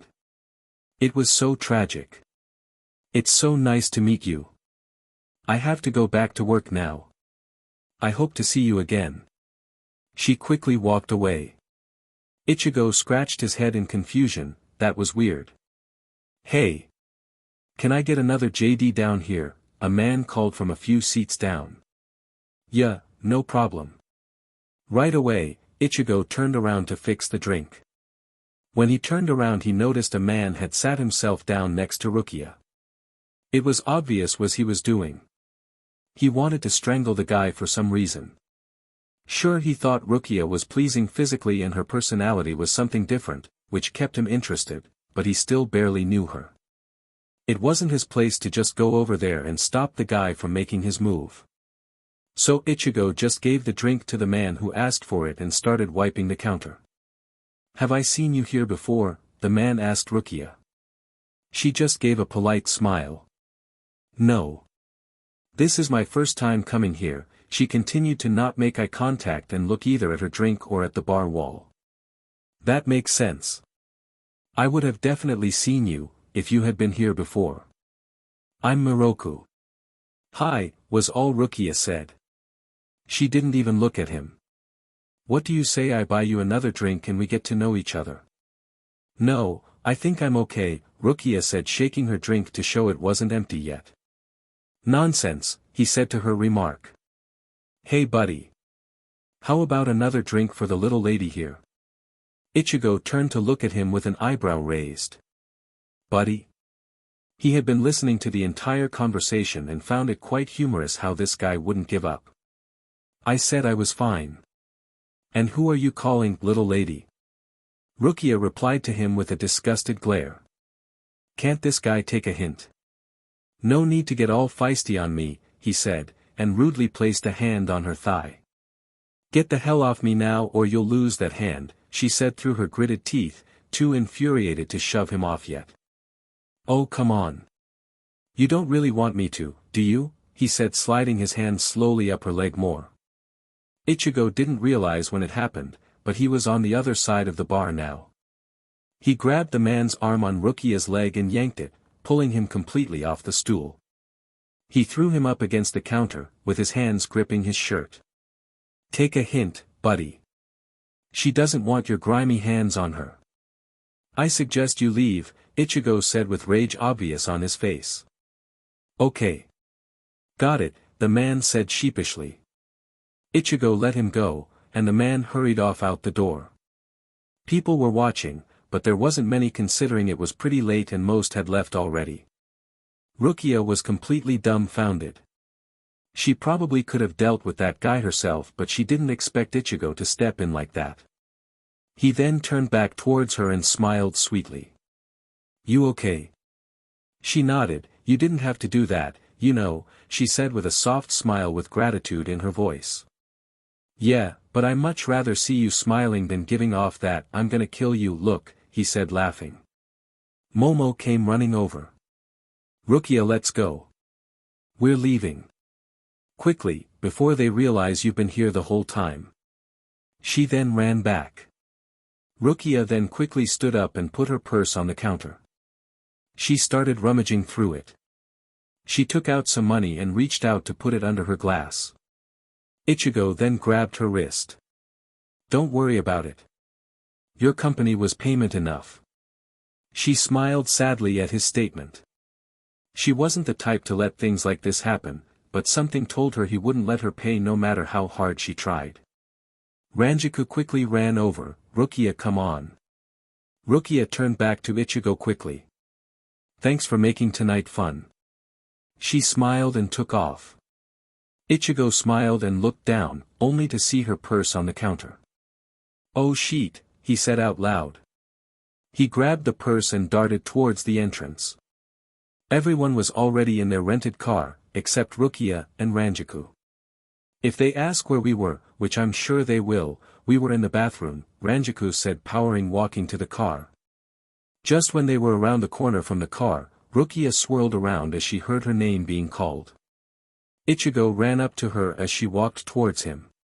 "Hey," he paused to catch his breath. "You took off so quickly, you forgot this," he said as he held out her purse. She looked down at the purse and back up at him. She smiled sweetly, "Thanks." She took it from his hands. "Okay. So I really don't want to sound like that guy from before, but," he smirked and titled his head to one side. "Would you like to maybe go out sometime? That is if you had any free time, of course." She smiled in response, "How about tomorrow?" His face was shocked from her immediate confirmation. "Why, yeah, sure. How about we meet where we first met around noon? Sounds great. Her face then showed surprise. Oh. I almost forgot. She leaned up and kissed his cheek. Happy birthday, Ichigo.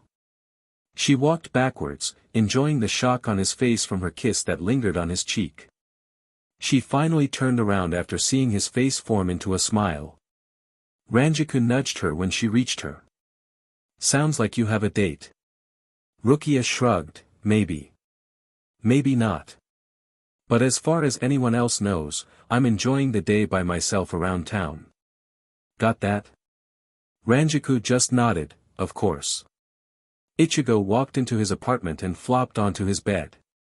He laid there putting his hands behind his head and smiling. This has to be the best birthday I've ever had. He couldn't help but think of a certain raven-haired girl, and smiled more. And just like that, he fell asleep.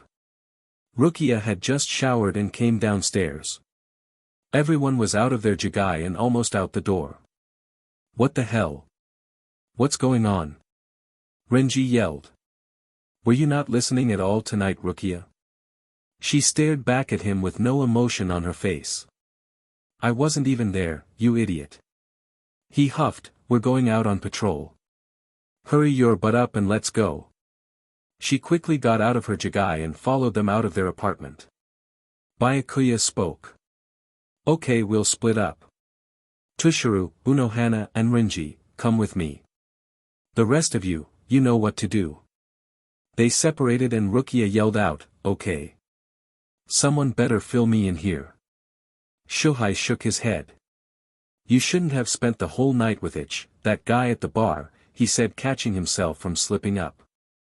How did you find out about that? Rukia shot out. Momo and Ranjaku both yelled at the same time, we didn't say anything. Shuhei smiled, not every guy there was oblivious. I saw you flirting with him. Could have seen it with my eyes closed. You're obvious. I am not. Please. Fine. Just tell me what the hell we're doing. Patrolling? There hasn't been a hollow for the longest time, she said in question as they continued to walk the streets in the middle of the night. Shuhei started the explanation. For a month there has been the appearance of a hollow every night. Something is going on and we don't know why they are suddenly starting again. In fact, we really don't know why they stopped. So, this is why we came to the living world. That makes sense considering we were never supposed to set foot in it again, Rukia said, understanding. Ranjaku interrupted her. That's not it. It is strange that hollows are appearing again, but there's more. Something has been killing these hollows every night. Rukia's face turned shock. How could that be? All the Shinigami were in Soul Society. Plus, you took away any spiritual energy anyone had down here. There couldn't have been anyone to do it, then again even see it. But there is, and we're trying to figure this out. We're waiting for a signal and then we'll rush over there and see if we can get a glimpse of what's stopping them, Momo explained. Rukia looked at the ground trying to absorb all of the information. It was definitely a bad thing the hollows were reappearing, but who or what could possibly be killing them? If it's a Shinigami they'll be executed for breaking the law. And just like that, their spirit phones began to beep. Everyone took off in the direction. Even though this wasn't a good thing to be happening, they had to admit it was a hell of a lot more exciting than sitting down at a desk doing paperwork. It should be right over there. Shuhei shouted and pointed. And just before they could get into view of the hollow, a huge amount of spiritual energy was felt and could be seen engulfing the area. They got in closer to see, but were too late. The hollow had apparently been killed and the hunter had disappeared. As they stood there stunned by the speed of the kill and departure, they noticed Byakuya and the others had arrived too. Apparently, too late as well. Ichigo woke up on his bed in complete sweat.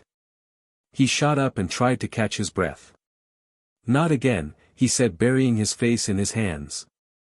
He had been having the same dream now, for a long time. He didn't know why, but it kept coming. He got up from his bed and staggered to the bathroom. He turned on the sink and threw some cold water on his face.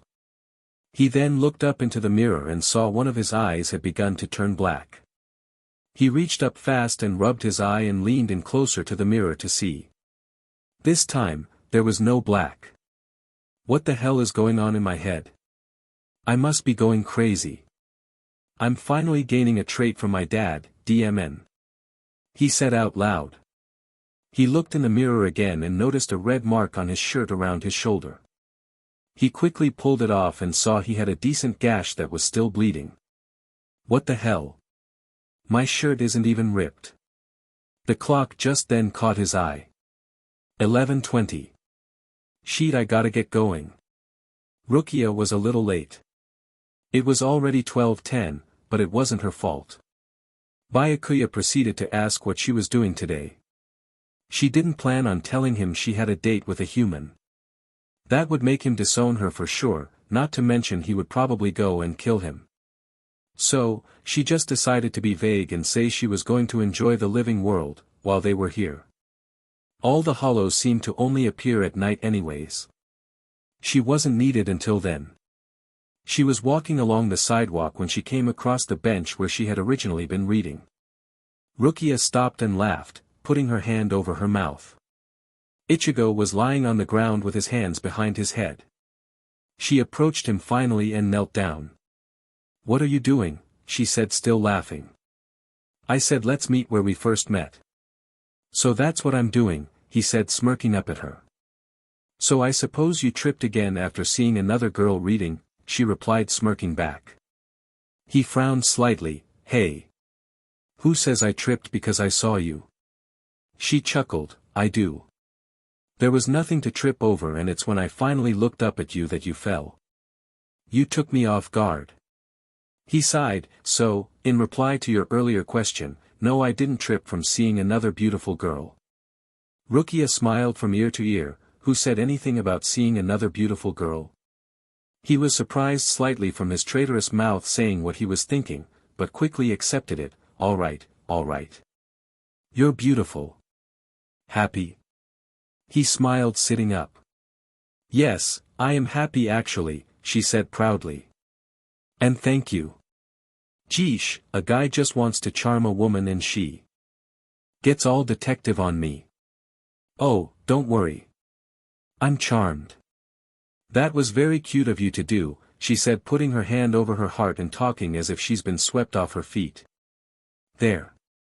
Now that's the kind of reaction I want to receive." They looked at each other and chuckled. Rukia then remembered something. "Oh yeah. I have something for you." She reached into her jeans pocket and pulled out a band-aid and gave it to him. He laughed. "I love how you're thinking ahead." "Well, you said you should start carrying around one when we meet," she said, smiling. "Wait, it's not just a band-aid. It's a Chappie band-aid," he said with humor. "Don't even think about mocking Chappie. You know deep down you love him," she said as he put the band-aid in his back jeans pocket. He laughed. "Okay, so how about we go take a walk around town and I'll show you around?" She nodded in response. They were really enjoying themselves. They felt so comfortable around each other. They went and got coffee, then went and saw an action movie, since Ichigo remembered that's what she said the night before. They were making their way through the park now. "So you're a musician, huh?" Rukia asked curiously. "Oh. Yeah. It's more like a hobby. I love it, but I'm supposed to be a doctor. My dad basically planned that out a long time ago. I don't really have a choice," he said sadly. "You always have a choice. If you love music that much, you shouldn't give up on it. If you just told your dad, I think he'd understand. Plus, you're really good," Rukia said, trying to convince him. Ichigo looked at her and smiled. "Yeah. I guess. I just don't want to let him down." "If he knows you're happy, I doubt that means you let him down," she said simply. He laughed a little. "DMN, you look only 21, 22, and you've got the wisdom of an old woman." She forced a chuckle. "I'm way older than that," she thought. So how's your advertising going? Ichigo asked curiously. It's going good. We have a good pitch going on, so it's going pretty smoothly, she said, hating how she just lied to his face. You sure it's okay that you're here? They don't need you. I wouldn't want you to lose your job or anything, he said in concern. Don't worry about it. I put in my 2 cents already. They've got it covered. Plus, they are more like my family than coworkers. We've been together for a long time, she said, then turning her head to the side to blow out some air, so Ichigo wouldn't see her. Just then, they reached a playground that only a few kids were playing at. Rukia's eyes lit up when she saw the swings. Ichigo smiled at how innocent she seemed. Come on, I'll push you. She smiled brightly and ran over and sat on the swing. He walked over and stood behind her. He began to push her, when suddenly they both got déjà vu. This feels so familiar, they both thought. Ichigo stopped pushing, still in deep thought. Rukia turned on the swing to say what was on her mind. But as her hand gripped a part of the chain, she yelped. Ow! She pulled back her hand and looked at her index finger. The tip was bleeding. What happened? Ichigo said, kneeling down in front of her to be more at level with her sitting on the swing. The chain cut me, Rukia said, still staring at her finger. Here, let me see, Ichigo said, reaching into his back pocket. He pulled out the chappy band-aid and started to unwrap it. This came in handy, didn't it? He said, smiling. He took her hand gently and wrapped the band-aid around her slender finger. He held her hand for a minute, still looking into her eyes. Then he finally leaned in and kissed the band-aid. There. It should feel better in no time. She chuckled, thanks. Why don't we go take a walk around the lake, he said, standing and holding his hand out for her to grab. Let's, she said, grabbing his hand. No, I don't believe that, Ichigo said in reply. Why not? You don't think I can? Rukia said, putting her hands on her hips. No, I don't think you can. In fact, I know you can't. Does this have anything to do with my height? She said, raising her voice. Of course it does. You're not exactly a giant, he said to the frustrated raven-haired woman. Height doesn't mean anything, genius. Here, I'll prove to you I can climb this DMN tree. You'll see. I'll bet you anything, I can, she said confidently. Anything, huh? That's risky. I could seriously say that I want a night of passionate, non-stop s-. Rukia interrupted, not anything, she yelled. He laughed, what? I was going to say, a night of passionate, non-stop singing. What were you thinking? He opened his mouth, pretending to be in shock. Rukia. You have a dirty mind. He laughed. She glared at him, while giving him a smile. I'm just going to climb this tree now and prove you wrong. Here, hold my ice cream, she said, giving him the ice cream they had bought earlier. Here, hold this too, she said, taking off her sweatshirt over her head. Ichigo couldn't help but be distracted by the fact that when she pulled it up, her shirt underneath was being caught and showed off her flat stomach. She threw it at him, which snapped him back in reality, and she straightened her tank top. She then began to climb the tree, to Ichigo's amazement. She climbed up and then went along a branch that hung right over Ichigo. She then swung around and flipped over, so she was hanging upside down with her knees on the branch. She did it all very quickly, which caused her tank top to fall from gravity, showing off her stomach and bra. She quickly threw her arms up to push it up, but lost balance and fell. With one arm, Ichigo was able to catch her, while still holding the ice cream in his other hand. She was embarrassed, but thank God she didn't break her neck. He placed her down on the ground. You okay? He said, laughing lightly. He had a great view of her and couldn't help but smile. Yeah, but I proved I could climb the tree, she said happily. Yeah. I saw. I was wrong, he said, hating he was wrong, but couldn't help but return a smile. Meanwhile, a man with a dog on a leash was walking around the park, when he curiously saw a young woman start to climb a tree. He continued to watch and then saw that when she went to hang upside down, her shirt practically fell off. His eyes went wide and he subconsciously dropped the leash. The dog then took off like the speed of light. And the first thing it saw was ice cream. "So, I guess I win the bet, huh?" Rukia said slyly. "We didn't bet anything, remember?" Ichigo replied. "I said, I'd bet you anything, dot. You took that back after your little misunderstanding," he said teasingly. Barking was then heard. They both turned their heads. The dog was heading straight for Ichigo. He wasn't stopping, so Ichigo began to slowly move, and then ended up sprinting. Rukia held her hand over her mouth. She couldn't believe her eyes.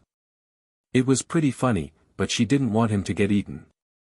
She then saw Ichigo was still holding the ice cream. "Ichigo! Ichigo! Throw away the ice cream," she yelled, cupping her hands around her mouth. "What?" was all he could yell. He was too distracted and the dog's barking was way too loud. He finally turned to look at her, while running. He saw her pretending to throw something. He couldn't figure it out. Then, he wasn't looking straight ahead and he ended up running into a bench, causing him to flip over it, landing on his left ankle, causing him to yelp. He managed to let go of the ice cream in mid-air, causing the dog to stop chasing him and enjoy a snack. Rukia ran over and fell to the ground. "Ichigo! Oh my god! That looked terrible. Are you okay?" she said fast with concern. Ichigo ummed. He then looked up to see the dog eating. "I was trying to tell you to throw the ice cream away," Rukia said disappointedly. "Yeah, I got that now," he said in annoyance. He began to try to get up, with the help of Rukia, but had throbbing pain on his ankle. "Ah! Damn it!" Rukia frowned. "We should bring you someplace. Where's the nearest hospital?" He sighed, "I guess my dad's clinic." "Your dad has a clinic?" she asked interested. "Yeah, it's at the house I grew up in," he said. "Alright, tell me where to go," she said, supporting him by putting his arm around her shoulder. "Ichigo! What the hell did you do, son?" Ishin yelled after bandaging his ankle. "Plus, you did it in front of a beautiful young woman. That has to hurt." Ichigo rolled his eyes but knew his words were true. "I don't want to talk about it," he said, avoiding the constant teasing he would receive. "Fine. You shouldn't go doing anything straining on that ankle of yours. So if you plan on doing any certain activities in the middle of the night with a certain beautiful dash." Ichigo interrupted him with a swift punch in the cheek. "Shut up, old man." Rukia just stood there shocked about their relationship. "Good punch, son," Ishin said, holding his cheek. "Why don't you just stay in your old room tonight? Your sisters are here too. They're going to help me with the clinic tomorrow. It's gonna be very busy." "Yeah, I think that's probably best," Ichigo replies, trying to stand up. "Rukia, why don't you help him to his room?" Ishin said with a smirk and his eyebrow raised. "Perverted old man." "Come on, Rukia," Ichigo said, trying to save her from his father. Two girls were sitting at the kitchen table and looked as their brother and a young girl came in. "Yuzu, Karen, this is Rukia." "Rukia, these are my sisters," Ichigo introduced them. Yuzu smiled politely, while Karen's mouth opened widely. "You okay, Karen?" Ichigo asked. Yeah. I'm fine." "Nice to meet you, Rukia," she said, dragging Yuzu out of the room. "That was weird. Anyway, my room's the first door on the left at the top of the stairs," he said as she continued to help him move. She helped him sit on his bed. "Okay, so I have to get back now. I have some work to get to," she said sadly. It was night already and she had a mystery to solve. He sighed, "All right. I had a great time today, aside from the whole dog incident." "Yeah, me too," she leaned down and kissed his forehead. Feel better, okay? I'll come by in the morning and see how you're doing, okay? He immediately smiled, I feel better already. I'll be waiting for ya, then. She walked to the door and before closing it behind her, smiled. Ichigo noticed Rukia's sweatshirt on his bed and immediately jumped up forgetting his ankle. He began to limp towards his window, and luckily, saw she was below him on the street. Rukia, he called out. She looked up and saw Ichigo leaning out of a window. You forgot your sweatshirt, he said throwing it down. She caught it, thanks, I'll see you tomorrow, Ichigo. Everyone split up. That way we have more of a chance to catch this hollow and its killer in action, Byakuya said. Rukia was walking around the town. She kept thinking about the day she had spent with Ichigo. Thus, she constantly had a smile on her face. She was really starting to have feelings for him. It scared her slightly. She hadn't liked anyone like that for a while. There was this guy a year ago, but that wasn't really anything. These feelings reminded her of what she once felt for Kaien a long time ago. What if I fall? What if Momo's accusation from yesterday was right on? What if I already did? He's a human. I'm a Shinigami. Her thoughts were interrupted by the sound of her phone. It's near, she said taking off in the right direction. When she arrived her phone stopped beeping and she found no hollow. But to her surprise, she found Ichigo. He was lying on the ground. She then realized he was outside of his father's clinic or his old house. Why was he outside? How did he get hurt? Did the hollow attack him? She asked herself out loud. I have to get him inside. She looked around to see the front doors were locked but then her eye caught something. She looked up at the open window, which led to his room. She then picked up Ichigo with all her strength and used Shunpa to quickly bring him through his window. She laid him on his bed, seeing that he was sweating furiously and his face was scowling. She gently rubbed his cheek slowly and within contact, Ichigo's face relaxed. Rukia smiled in response. What were you doing out there? She whispered softly. She sighed and then walked to the window and turned around, I'll see you tomorrow, Ichigo. Then she left. Chapter 5, What I've Done. In this farewell. There is no blood. There is no alibi. 'Cause I've drawn regret. From the truth. Of 1,000 lies. So let mercy come and wash away. What I've done. I'll face myself. To cross out what I've become. Erase myself. And let go of what I've done. Put to rest. What you thought of me. While, I clean this slate. With the hands. Of uncertainty. So let mercy come. And wash away. What I've done. I'll face myself. To cross out what I've become. Erase myself. And let go of what I've done. For what I've done. I start again. And whatever pain may come. Today this ends. I'm forgiving what I've done.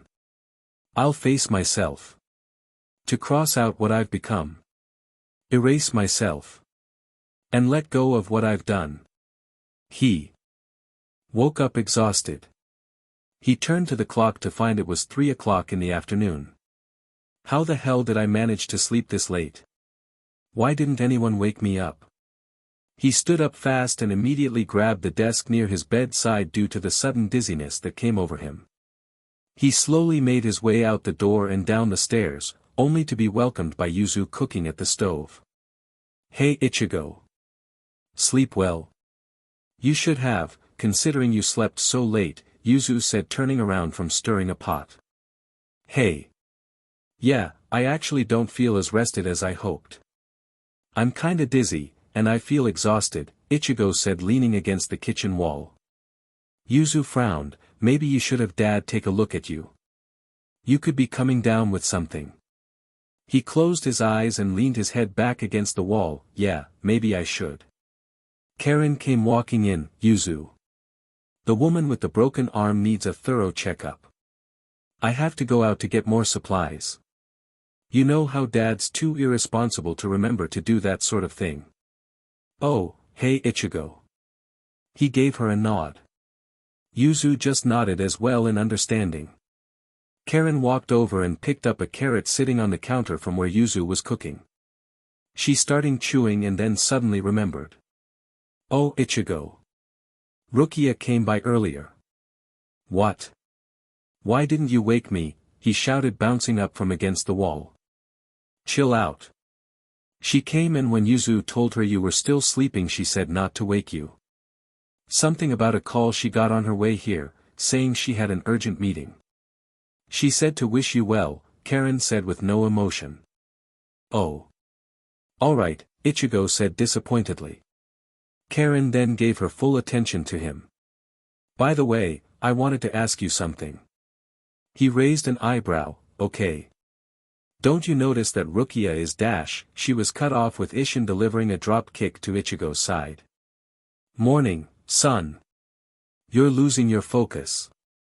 Ishin said, smiling, standing next to his son on the floor with his hands on his hips.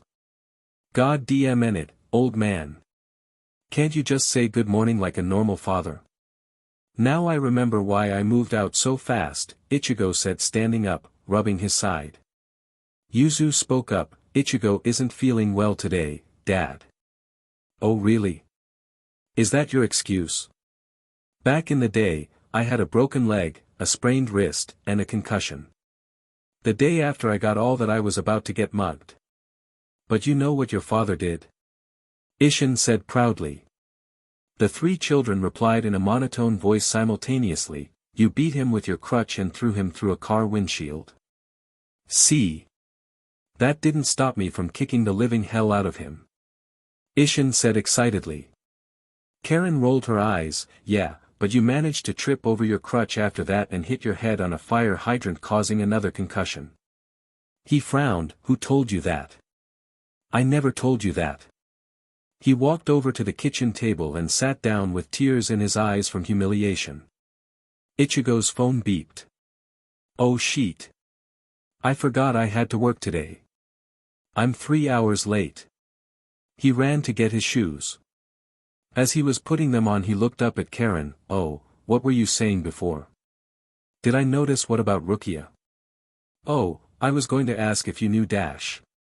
How beautiful she is. Ishin said, popping up from his chair, wrapping an arm around Karen's shoulders. She looked at him, raising her eyebrow in confusion. Ichigo stood up.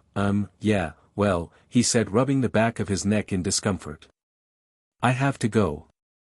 I'll see you later. He walked out the door in a flash. Dad! What the hell was that about? Karen said, shoving his arm off her. He has to remember on his own, Ishin said, looking her in the eyes with a serious tone. Her eyes widened. Dad, you know too. I never forgot. Ichigo flew into his apartment. Sheet. Ishida's gonna have my butt for being late. He flew into his bathroom and took a quick shower. He stood at the mirror with his towel wrapped around his waist. He started to do his hair when he felt dizzy again and fell to his knee, clutching the counter. He slid further and was then lying on his back. Then, darkness overcame him. Alright, I'm here. What's the emergency? Rukia said, entering her apartment.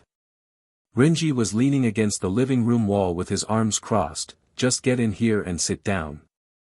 She walked in and sat on the couch next to Momo, who was next to Tushuru. What the hell is your problem? I got here as fast as I could. Shuhei replied, sitting in a chair with Ranjiku sitting on the arm of it. Don't pay attention to him. He's just have trouble winning over Tatsuki, so he's taking it out on everyone else. Rukia raised her eyebrows and smirked. Tatsuki? Isn't she the waiter from the other night? Tushuru replied, leaning back on the couch, putting his hands behind his head. Yep. Renji snarled, shut the hell up. Byakuya and Unohana walked into the room then. Oh, Rukia. God, now we can get started, Unohana said, followed by Yoruchi and Urahara. Urahara stood in the middle of the room. Okay. My darling, IchiRuki, and I have been investigating this hollow case. We came across something quite interesting. We took into account where each hollow has appeared every night, and surprisingly enough, it's been making a pattern. IchiRuki, my dear. She walked over to him from leaning against the wall, rolling her eyes. She unrolled a map of the town and tacked it to the wall. Thank you, precious, he said, pulling out a pointer. This is obviously a map of Karakura town. We have marked all the locations a hollow has been appearing for the past few weeks. As you can see, if you connect the lines between each appearance, it makes a sort of apple shape and then moves in a zigzag line and moves in another apple shape, he explained. Seems more like a peach shape to me, Momo replied. Really? I was thinking a plum, Tushiro said. A plum?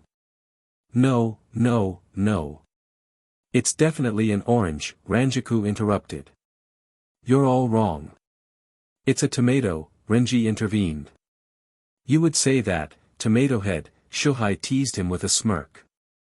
Renji's fists clenched, but Byakuya was seen rolling his eyes as Unohana stroked his hand to calm him down from using Bankai on them all, right then and there. Can we get back on track, please? IchiRuki said in more of a threat than a request. Urahara nodded as everyone quieted down again. So, according to this pattern, it just finished its fruit shape and will go into a zigzag now. The only problem is we don't know if it will start going up on the zigzag or down. So we know it will either appear here or here tonight, he said, pointing to the approximate places on the map. Byakuya continued for him, so tonight we will split into two groups and wait at these spots until the hollow appears. We will not kill it though. Our goal right now is to find out what's killing them. We will wait and watch to see what it is. That's the plan. Everyone understand? Everyone either said yes or nodded in reply. For now, someone has to go pick up our dinner. We ordered out for everyone, Shuhei said, with Ranjaku nodded next to him. Ranjaku smiled, and I only think it's fair that Rukia goes, considering she made us all wait here for her to return. Thanks a lot, Rukia said, standing and huffing, knowing she wouldn't be able to get out of this one. Hey, I'll come with you, Renji said, grabbing the keys to the rented car. They were outside now near the car. Rukia smiled devilishly at him. You would come, wouldn't you? I've never seen you try so hard to get a girl to fall for you. I did once, but that was after I realized she was too short and had the attitude of a stubborn mule, he replied, smiling. She opened her mouth and glared, knowing he was referring to the time before she let him down easy, saying she didn't love him like that. Hey, there's no need to be mean about it. Maybe I think it's cute how hard you're trying. Yeah, whatever. Let's just hope she starts to think that, he said, starting the car, then driving away. Orihime walked over to Ishida at the front counter after seeing him furiously run over there and slam his fists on the computer screen. He has been the manager of the place ever since Orihime has been the head chef. Ishida, honey. Something borrowing you, she said softly, hugging him from behind. His face softened from her contact. He turned around in her grasp, so he was now holding her back. I'm just really busy tonight. I'm trying to get these payroll spreadsheets filled out, but the DMN computer is freezing on me.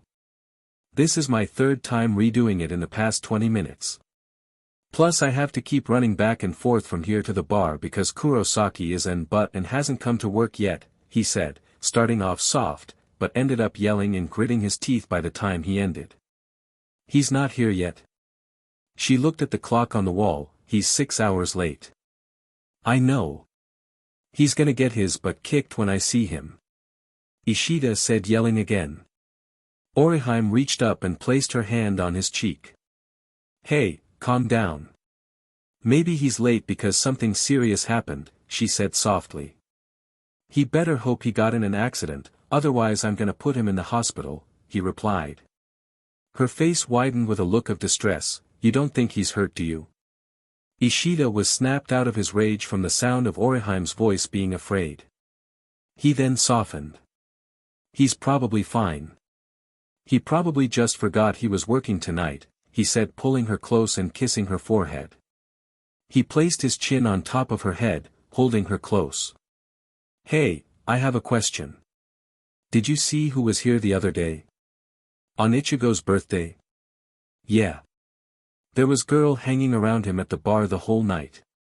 Surprised me, considering he always manages to scare the other ones away due to the fact he's never interested.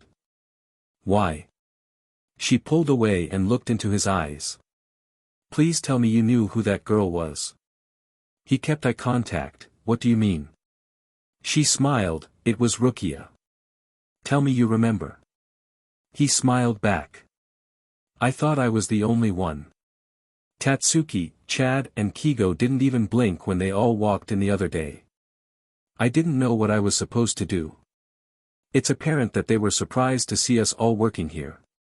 Thank God. I didn't want to be the only one to remember.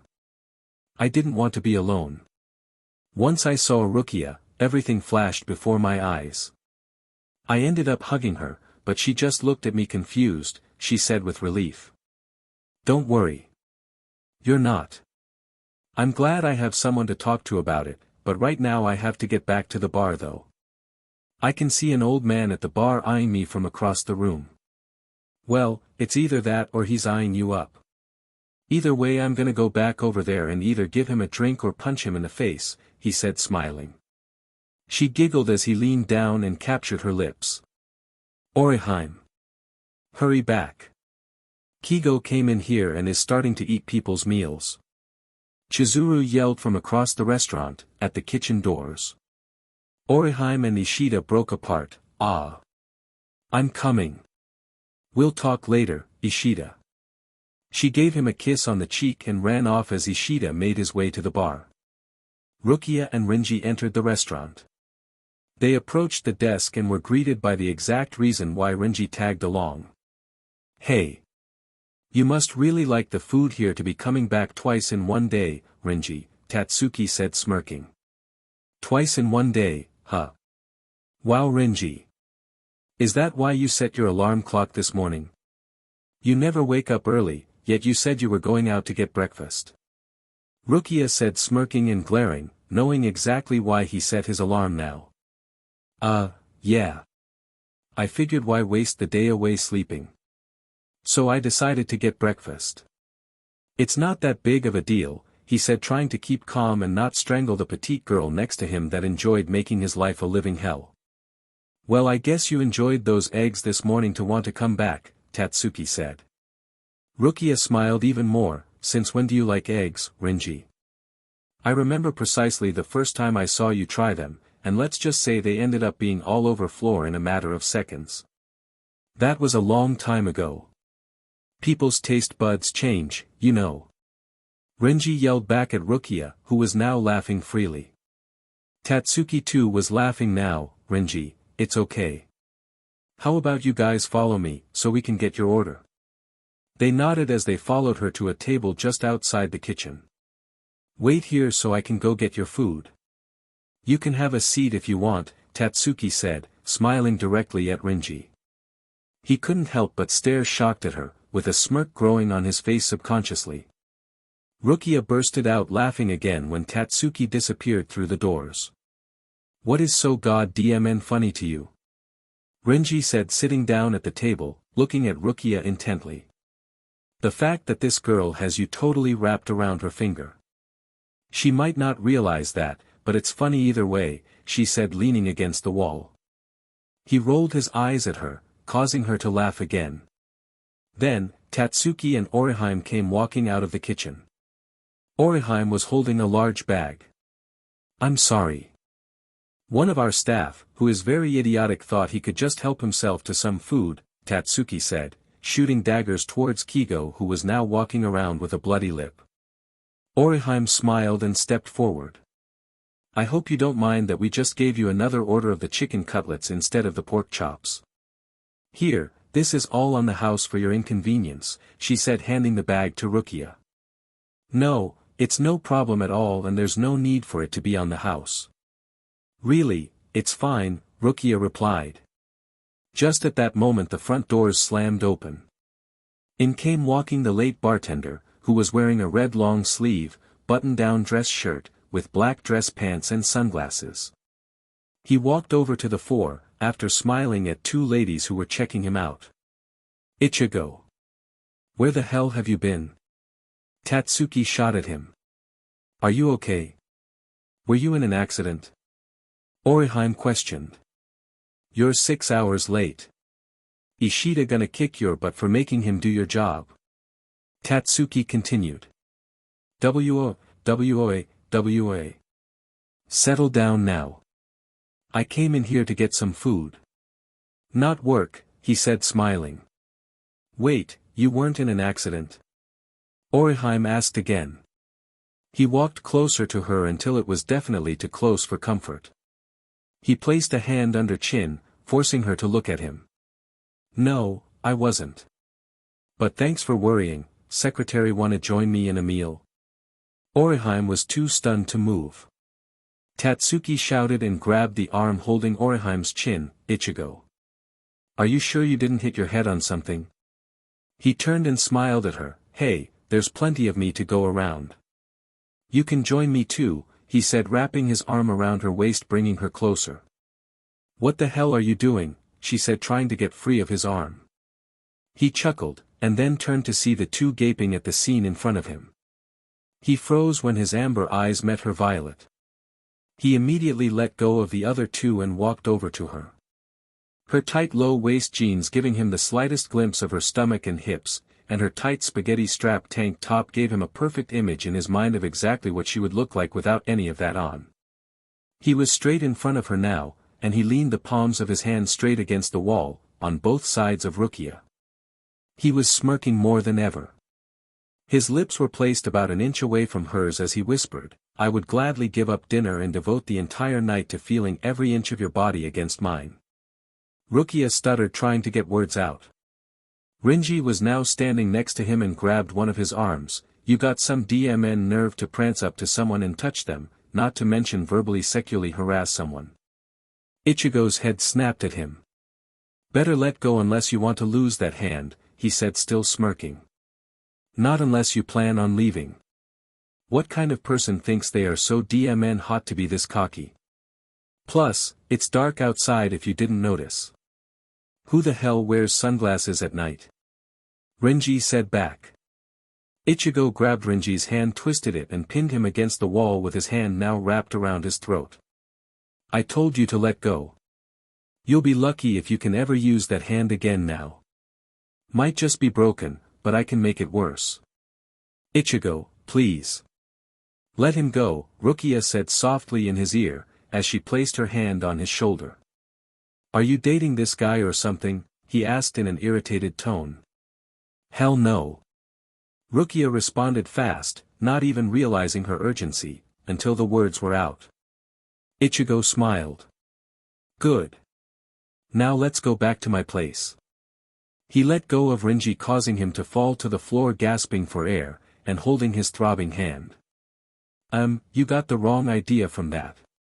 Just because I'm not going out with him doesn't mean I'll sleep with you. Rukia yelled back in surprise. He laughed. Oh, come on now, he said, grabbing her waist and pushing her body directly against his. He leaned down to her ear and whispered, I can see how much you want me by the look in your eyes. She shivered at his breath dancing along her neck and gulped. Then she felt his hands moving further down her waist. She pushed him away. Get your hands off my butt, she yelled, slapping him in the face, causing his glasses to fall off. His face was turned to the side from the force of her slap. He was now looking at Rinji. As Rinji's eyes grew wide and his mouth dropped slightly, a smirk grew on Ichigo's face as he realized the fear growing throughout the redhead. Rinji was now staring into two black eyes with yellow in place of his amber. He was completely stunned.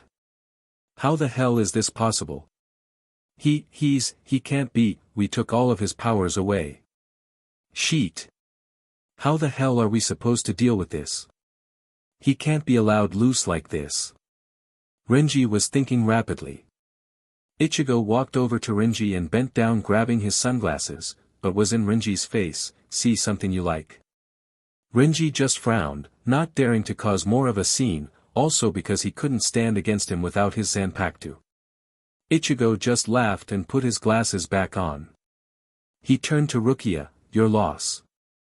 He began to walk away and noticed Kigo was staring at him. He stopped and Kigo got down on his knees, grabbing Ichigo's shirt. "Teach me." Ichigo raised an eyebrow and pulled him up from his collar. Kigo smiled slightly with fear growing rapidly. "Please." Ichigo smiled, "You're in my way."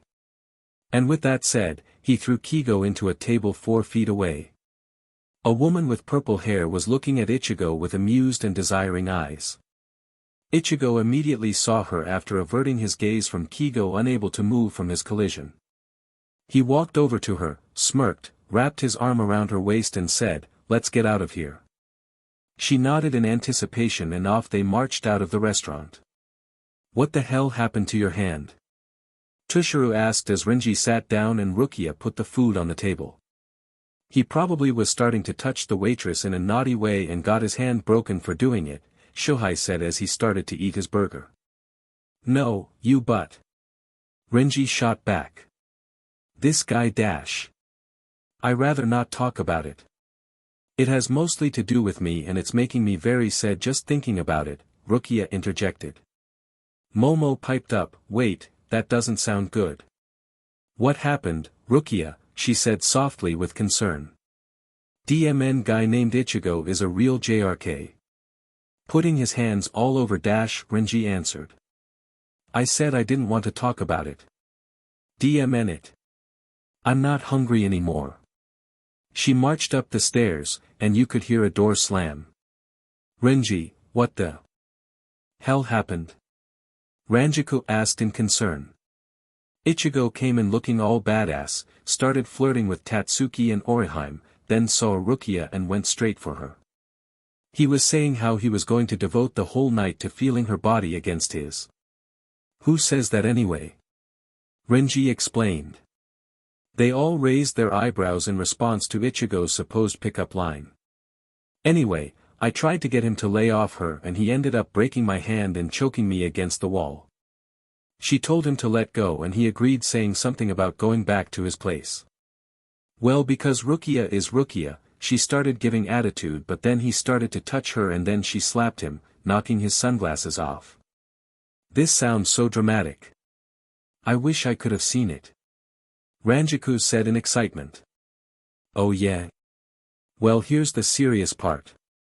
I saw his eyes after that. They were black and yellow," he said seriously. Byakuya spoke up now, not wanting to voice his opinion in the whole sexually harassing his sister subject, because he already planned on beating the shit out of him. But now he had a reason to not kill him. How is he able to be in hollow form? He's supposed to have no powers whatsoever. Everyone turned to the now vocal Byakuya. Urahara spoke up now. "Well, if this is true, it's quite possible that we have found out our Hollow Slayer." Yoruchi continued for him, "Maybe we should think things through if we are correct with our assumption." Urahara, Byakuya, Unohana, how about we go talk about this? What the hell? Why are we being left out? Shohei asked, irritated. Because you guys could care less about this. This has to do with coordinates for making sure we get the locations precise. If we discuss anything important, we'll inform you. They exited the room. They sat there thinking about the event explained by Renji. I just don't understand why she's so sad. She usually would push it aside like it was nothing. This wouldn't get to her, but I don't get it, Renji stated. Idiot. It's because she's falling for him. God, guys are such idiots, Momo said. She's what? I didn't even know she met him, again. Renji said, surprised. Oh yeah, I forgot that, heh, she said sheepishly. Ranjiko elbowed her. Why the hell didn't anyone tell me? Renji asked. Because we figured you'd let it out to Byakuya by mistake, Shohei replied nonchalantly. We just wanted her to be happy. How cruel is it to keep her away from the person she loves? Momo said sadly. This is insane. We won't be able to stay here. We can't get her attached and then yank her away again. That's gonna hurt even if she doesn't remember anything. Renji reasoned. Well, you don't exactly make sense of your own logic. Trying to get close to Tatsuki, you're gonna have to leave sooner or later too, you know, Shohei replied. Renji huffed, you're right. Let her be happy. I promise. I won't let Byakuya find out. That's why she is taking this so hard, she explained. Because the guy she was starting to have major feelings for turned into a total JRK. It's messing with her mind, not to mention her heart, Ranjaku said sadly. We have to make sure she doesn't see if it's really Ichigo that is killing these hollows. She can't remember like that, Shohei stated. Everyone nodded in agreement. Yeah, but not like it matters right now. She just saw him walk out of the restaurant with some other woman. And from the way he was acting towards everyone tonight, he plans on getting some action, Renji said informatively. Sheet. I guess we just have to remember that if anything happens, it wasn't Ichigo. He doesn't have control. He probably has no idea what's going on and is freaking out, Tushuru inputted. Ha, yeah. Try explaining that one to Rukia, Momo said crossing her arms leaning against the wall. Why was Ichigo such a JRK today? Did I really misjudge him? Why is this getting to me so much? Ha, I know why. Because I'm falling for him. Or at least I was. God. I hate this feeling. Is this seriously what it feels like when your heart is breaking? I'm probably overreacting. I met him only a couple of days ago. I shouldn't be this surprised. I barely know him, I guess. God, this is so infuriating. What's worse is that he went off tonight with that other woman. Okay, from now on, I'm done. He's an a-hole that doesn't deserve my tears. She drove her head into her pillow as she lay on her bed on her stomach. Rukia's thoughts were broken by a knock on the door. Rukia. It's Momo and Ranjaku. Can we come in? Rukia sat up fast and hid her bar of Cadbury chocolate under her pillow. Yeah, come in. The two walked in with concerned and pitted faces. They sat down on the edge of her bed. Want to talk about it? Ranjaku questioned. Rukia continued to pretend nothing was wrong. Huh? What are you talking about? Talk about what? Momo put her hand on Rukia's shoulder, come on. We know by now when there is something wrong with you. Spill. Rukia sighed and looked down to her lap. I can't believe I'm getting so worked up over a guy. I've never been this way, except well, since Kyan. But this seems different in some way. I don't know, this seems so stupid and childish, she said, ending with a snicker of disgust. No, it's not stupid or childish. It's what happens when, well, Ranjaku hesitated but continued, when you fall in love. She gave Rukia a sad smile. Well, apparently I fell in love with the wrong guy because he's a total a-hole. He shoved me aside like the snow I can create from my Sodi no Shirayuki. Rukia replied, raising her voice. Maybe he wasn't exactly. Momo looked over at Ranjaku, who was staring back at her, and then continued, himself. Rukia frowned. How can he not be himself? That couldn't have come out of nowhere, unless he's a schizophrenic. The two friends did a fake laugh at the same time, heh, heh. They were then interrupted by Tushuru knocking on the door that was left open and saying, hey, it's time for patrol. Let's get going. The three nodded in response. Rukia, Unohana, Ranjaku, Tushuru will come with me. The other group will consist of Urahara, Yoruchi, Renji, Momo and Shohei. You know your position, so all that's left is to wait. If this is what we believe to be, we will not proceed. We will return for further plans. Dismissed. Byakuya informed. Ranjaku was sitting on the edge of a building as she leaned into Tushuru and whispered, I hope the hollow doesn't come to our position. If it is Ichigo, How the hell are we gonna keep it hidden from Rukia if she's right next to us? Tushiro continued to look forward off the building. We can't. We just have to hope we don't have to try. She sighed as she turned to see Rukia sitting a few feet away with a stern face. It's just like her to hide what she feels, Ranjaku thought. The hollow has appeared at Urahara's position. We'll wait for further information, Byakuya stated. A sudden feeling of relief was felt through the few present. Thank God it's here and not where they are, Momo said with relief. Yeah, but what's taking so long for it to show up? I don't the other group coming if it doesn't show up fast enough. Rukia healed my hand earlier and somehow it was feeling more like pain than healing. She's one angry woman right now. Renji replied. Byakuya doesn't plan on coming here. He's waiting there until we give him the necessary information. So be patient, freeloader. He'll come, Urahara said with confidence. Stop calling me that goddamn it. And how do you know it really is him? Renji fought back. Urahara just stared straight back at him and looked away. Just because we got rid of his powers doesn't mean we can free him of his hollow capabilities. It's him. I'm sure of it.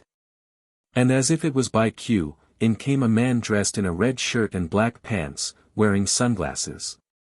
Quite stylish, if you ask me, Urahara said, as Yoruchi nodded in agreement. Ichigo walked at his own pace as the hollow eyed him up. He smirked at it and slowly took off his glasses. Then, he pulled out a red glove with a blue flame and skull on it. He then used it to go into his Shinigami form. His body lay on the side of the road as he held his Zangetsu tightly in his hand. He smiled even wider as he laughed devilishly and brutally shot towards the hollow, cutting it clean in two.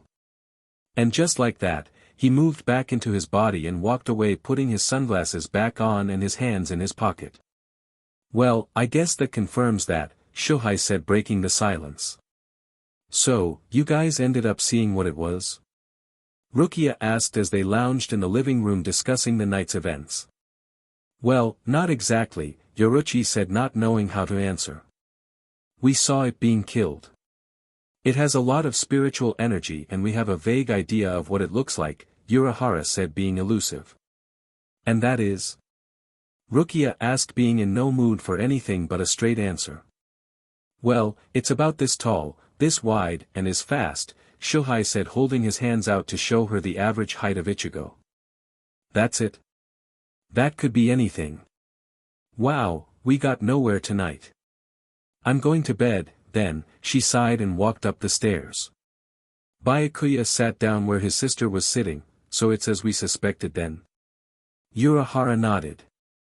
Byakuya didn't look fazed, then we have to leave soon. His powers only awaken due to the spiritual energy that we put out by coming. When I had Renji come here those few weeks before we came to investigate the hollow that had randomly appeared, that must have triggered him. If we leave I believe it will retreat back to his normal state. Do you concur, Urahara? Yes. I believe so. There's no telling what will happen actually, but this is the best bet. The problem is we can't just leave if we know that hollows are appearing every night now, Urahara replied. True. We'll just have to hurry the investigation before things take a wrong turn with Kurosaki, Byakuya said standing and retreating to the stairs. He awoke on his bed wearing sunglasses.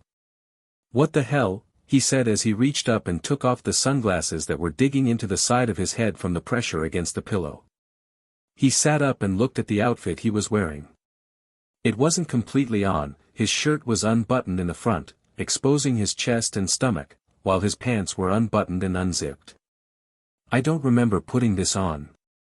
I don't even remember owning this. He rolled over to be on his back. Then he noticed someone lying next to him. Holy shit. What the hell are you doing here? He flew up and fell off his bed landing on the floor in complete disbelief. The woman who apparently had already been awake got up from the bed and put her shirt on over her still-on bra and pulled on her jeans over her panties. Wow, such a change in attitude. Last night you basically ordered me to come back here with you. She pulled her hair up into a ponytail. Never seen that wild side of you before, Ichigo. I like it. You know where I live. Don't be afraid to drop by. She winked at him and walked out of his door as he continued to sit there dumbfounded until he heard his front door slam shut. He threw his head into his hands, F-. He moved his hands from his face, into his hair, pulling at it. What the hell happened yesterday? What in the hell possessed me to see Senna? Ah F-. He looked around and saw the clock say 2 in the afternoon. Right next to that on his dresser was something he was surprised to see left out in the open like that. It was a gift that someone left for him a few years ago. He asked his father about it after finding it in his closet during senior year, but his father just told him it was from someone close to him. Ichigo stumbled over to the dresser and held the precious item. Every time he held it he thought of the words inscribed to him in a letter found beside it. Those words seemed so powerful. It was those words that made him start to write music and love it so much. He held this red glove as he thought over the letter that he made into a song some days after finding it. After somehow forgetting about the present, he let out a smile towards this sentimental object as he placed it inside its designated drawer. I don't remember taking this out. I'm having trouble remembering anything from yesterday. Must have been that fall in the bathroom. Did I hit my head on something? Ichigo walked to the bathroom and proceeded to take a shower, trying to ease the aches and pains he had for an unknown reason. He put on some jeans and a black t-shirt saying, "I'm not here," on it, and completing his wardrobe with a pair of diesel sneakers. Didn't I think once about Rukia before I made that mistake last night, he said after sitting up from tying his shoes. He looked into space thinking, it's not like we're seeing each other or anything, but I definitely feel something different towards her. He yelled loudly to let out his frustration.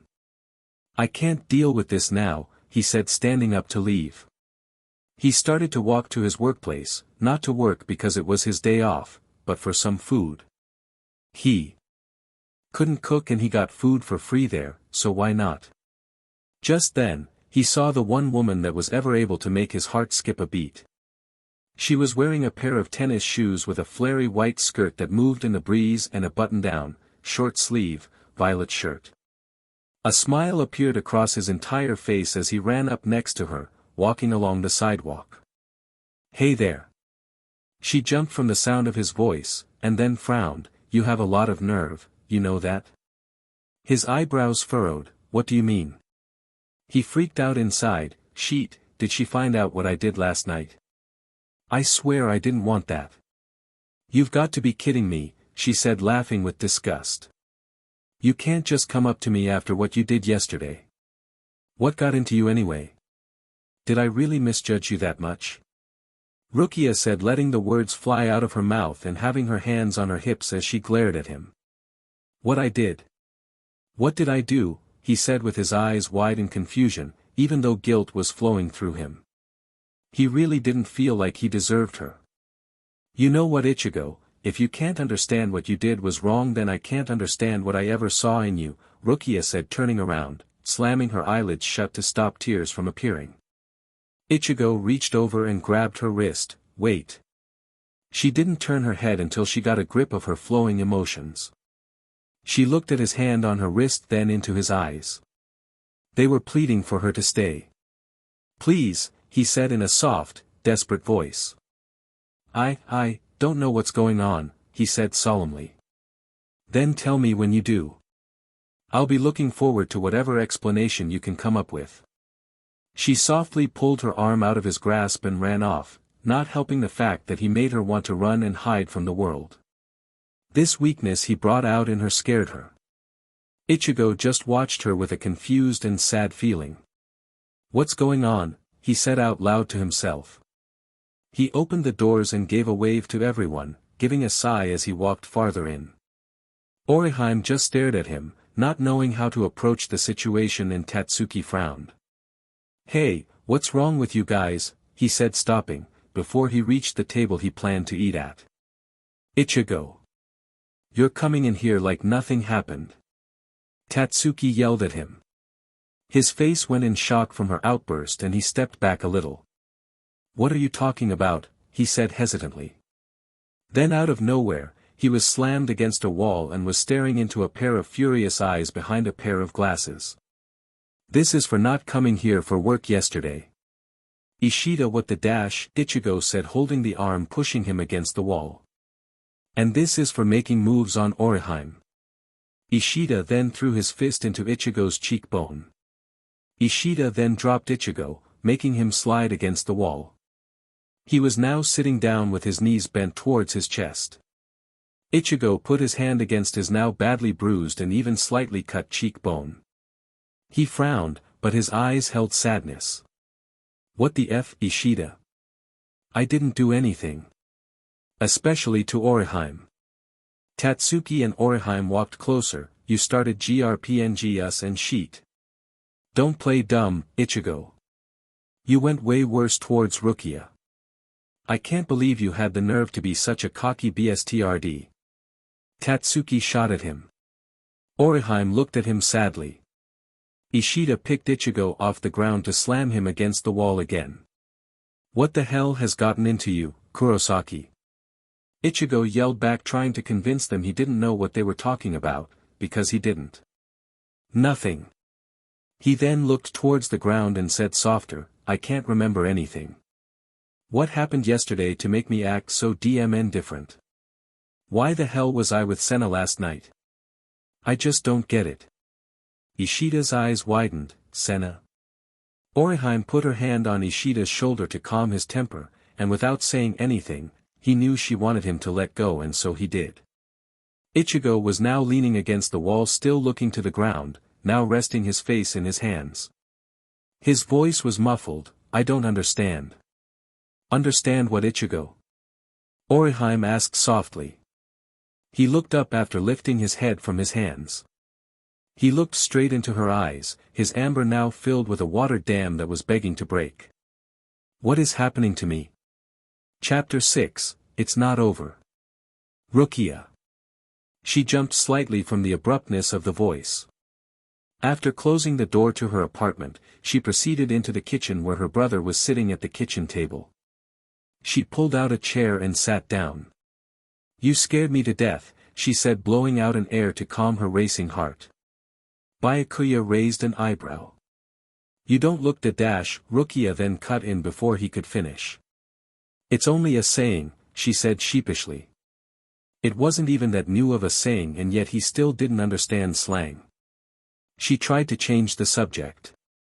"So, what is it that you wanted?" She leaned back in her chair with her hands folded on the table. "You've been gone since before 6 in the morning. I had no idea where you went, and you were taking too long to return. We received some new information. Some very important information. I told the rest already due to your long absence," he said, emotionless, like always. She slouched down and frowned in guilt. "Sorry. I went out to clear my head. That actually backfired," she said, drifting off. Byakuya leaned forward over the table, placing a hand on her folded ones, and bending his head down slightly to catch the attention of his looking down sister. Both of his eyebrows were raised in concern and his voice carried the smallest bit of care. "Is something wrong?" Rukia's eyes opened widely. This was one of those rare moments when she felt like he was there, not as an elder or superior, but as her brother. She relaxed her stiffened body. She gave a slight smile. "I'm fine." He frowned, but still didn't move. She slid her hands out from underneath his hand and put one over his. She shook it slightly. "I'm fine," she said for reassurance. She leaned back into her chair and removed her hand from on top of his. They had come so far in their relationship. Byakuya was now the type to look out for her openly, instead of from the shadows. It is now how his Anna wanted it to be. "Please. Tell me what I missed." He then leaned back, displaying his emotionless face once again. "This morning we experienced strangely powerful pulses of spiritual energy. They were incredibly strong. We believe something is coming. Something that has to do with the sudden reappearances of Hollows. I need for you to stay on your toes. I can't have you running around for half of a day, not knowing where you went. She sighed, okay, I'm sorry. I understand. She knew that was his way of telling her that he cared about her safety, not because she was part of team for this mission, but because she was his sister. It was funny how he treated her like she was a little girl, but she rather that than his cold, let her die attitude from so many years ago. She started to get out of her seat and walk out of the kitchen. Rukia. She stopped walking and turned her head to look at her brother. I'm allowing everyone one last night to relax and enjoy themselves. Then tomorrow we focus. She smiled sadly, thanks for the offer, but I rather stay in. He frowned, Unohana and I were going to go out for dinner, but we can cancel dash. No, no, no, she cut in, holding her hands out in front of her to stop him. I'm fine. I need some time to catch up on some reading I've been wanting to do anyway. Please, go have fun, she said convincingly. Orihime looked at Ishida with worry in her eyes, with Tatsuki watching in the background. Then, Chad walked out of the kitchen. He saw the scene in front of him and ran over. What's going on? Ishida put a hand out to Ichigo, come on, Kurosaki. Let's go sit down at a table. Ichigo looked up with shock from Ishida's sudden mood swing. He then grabbed his hand and pulled himself up. The five proceeded to walk to a table in the back. Everyone sat in a chair except Tatsuki, who said she'd rather stand. So she opted to leaning against the wall next to them. What's going on, Ichigo? Orihime asked softly, after everyone was settled. Ichigo had his hands folded on the table in front of him and he continued to stare down at them. For the past month, things have been happening to me that never used to happen. I've been having trouble sleeping at night. Every time I wake up, I'm sweating and dizzy. I find that I have cuts randomly on my body, that I would definitely remember what they were from, but I don't. What's worse is, sometimes I feel like I'm seeing things. Tatsuki raised an eyebrow, seeing things. He nodded, still looking down at his hands. I find myself looking in the mirror sometimes and some part of my face gets disoriented or my eyes look like they are turning black. But, something even more bizarre happened. The other night I stayed at the clinic because I sprained my ankle and I didn't have enough energy to really make it back home. I awoke from another night's dreaming, but wasn't as frightened as I usually am. Since my vision is always hazy when I wake up, I could only make out a smaller figure at the side of my bed. They seemed to be wearing some sort of black robe or something. Then I saw a blue glow, and I immediately felt like any pain I had in my ankle was evaporating. Then, I guess it felt so good, it made me go back to sleep because that's all I remember. But it was definitely not a dream. Ishida continued to stare at him with complete calm now. Chad then piped up. Ichigo, he hesitated, what happened yesterday? Ichigo's eyebrows furrowed. I'm still trying to figure that out. The last thing I remember was running back to my apartment to get ready for work because I forgot I was working and was 3 hours late. I took a shower and started to do my hair when I felt dizzy again. I lost balance and fell, and then all I can remember is lying on the floor when everything went black. My head is missing an entire day. You can't remember one bit of it? Ishida asked. Ichigo pulled his head up, looking him straight into his eyes. I swear I can't remember a thing. Tatsuki said calmly, maybe you're going crazy and need to be put on some meds. Orihime raised her voice in surprise from her rudeness, Tatsuki. What? It's totally a possibility, she said in defense. Yeah, it really is, Ichigo responded looking back down at his hands. You do act like a totally different person, Chad inputted. Maybe you should go get yourself checked out. We need to figure out what's going on with you. You're worrying us, Tatsuki said with concern hidden in her voice. Orihime started to get agitated, which was rare. He's not crazy. He's just going through something. All he needs is us to help him through it. Her thoughts were running through her head. I know what's going on with you, Ichigo. I don't know the exact detail, but I know it has to do with the Shinigami. Who else would be able to heal you like the way you described? Ishida then looked at her as if hearing and agreeing with her thoughts. It couldn't hurt, Orihime. Thanks for the optimism, but I should probably go do that, Ichigo said with distress in his voice. Kigo and Chizuru came running over. Guys, you can't just walk away from working while we have customers. Chad and Orihime, you guys left your meals unattended in the kitchen.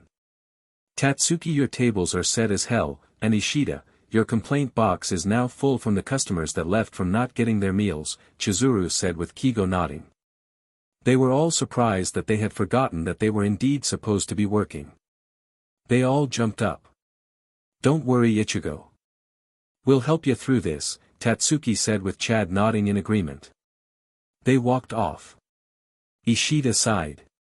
Hey, I'm sorry about punching you and all of that. I didn't know dash. Ichigo gave a nod, it's fine, man. But DMN, you gave me a real shiner. He said, chuckling and running his hand over what was definitely going to be a bruise along with a cut, which was lightly bleeding at the moment. Ishida shook his head back and forth and started to walk away. It's bleeding, you know. You should clean that up and put some ice on it, otherwise you're gonna be hurting like hell during the show tonight. Ichigo, Orihime said softly as Ishida was gone. He turned to look at her. Yeah. What are you planning to do about Rukia? She said, getting to the point. He sighed. I ran into her earlier.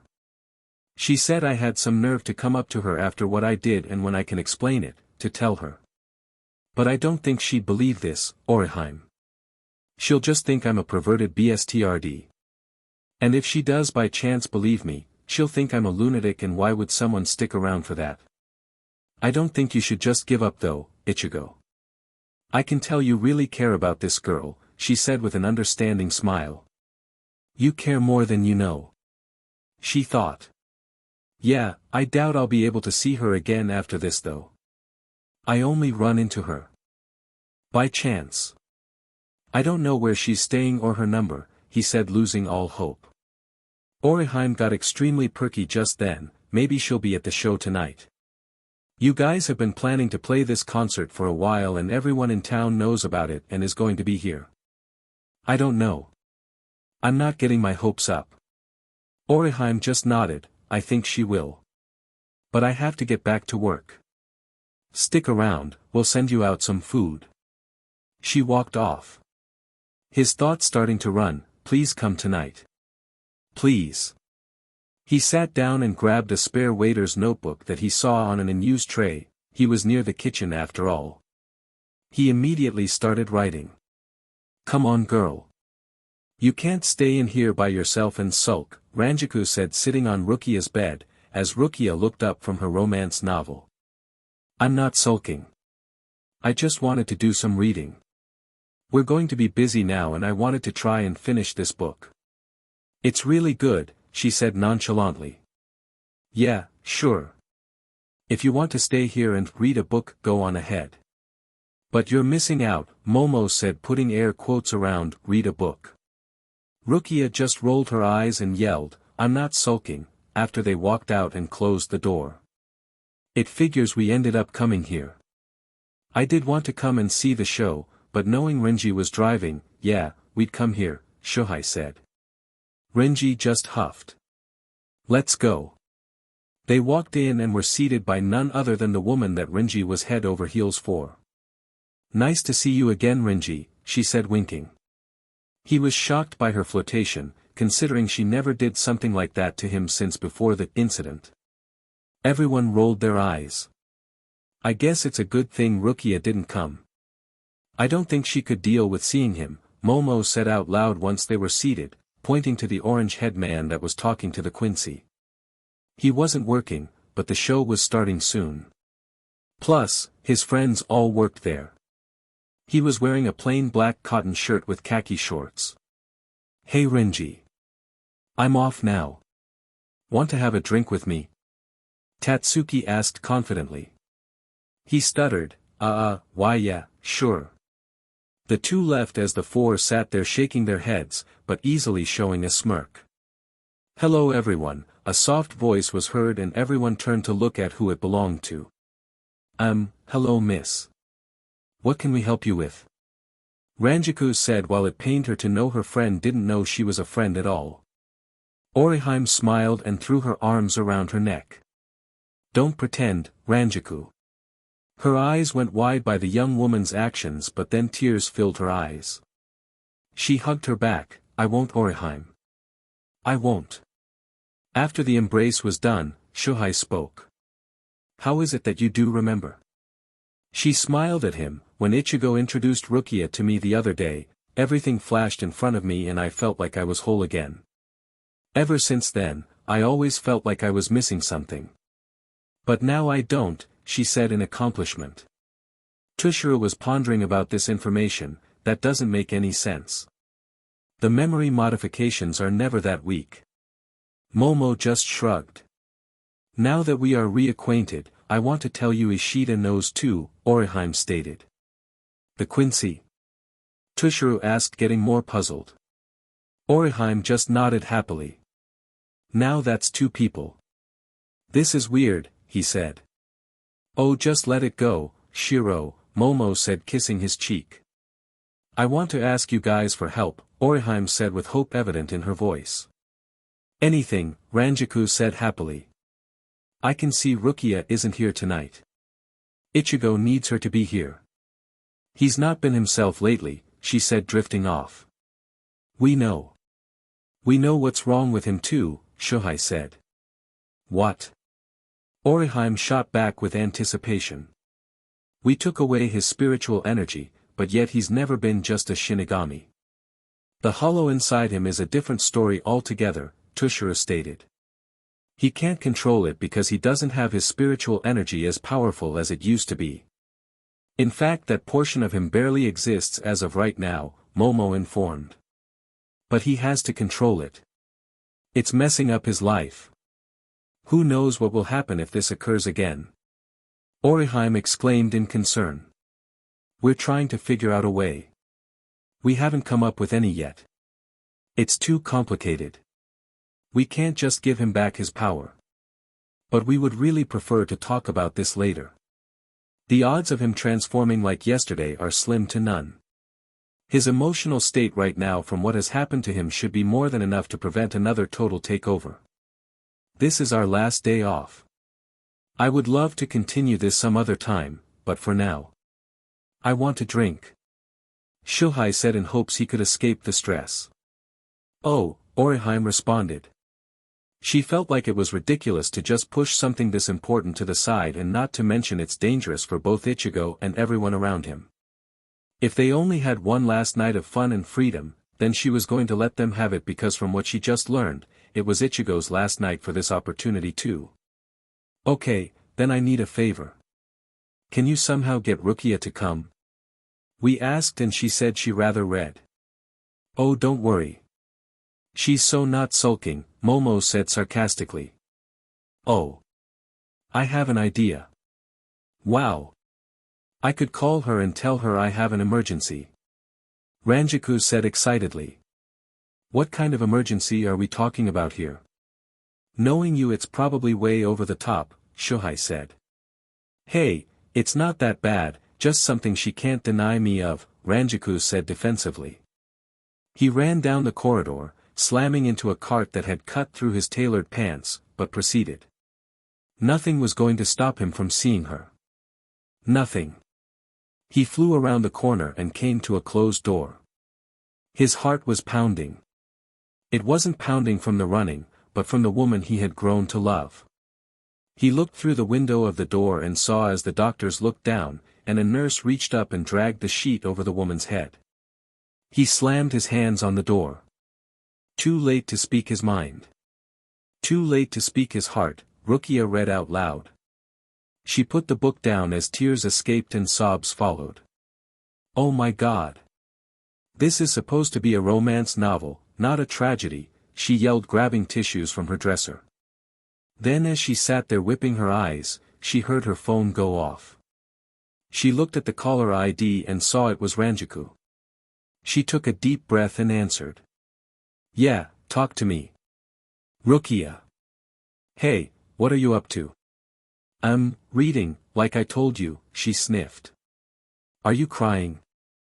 Ranjaku asked. Incredulously. No, I just have a cold coming on. Yeah, right. You sick? Funny. You are so crying. No. I'm not. Okay, maybe I am, but it's not what you think.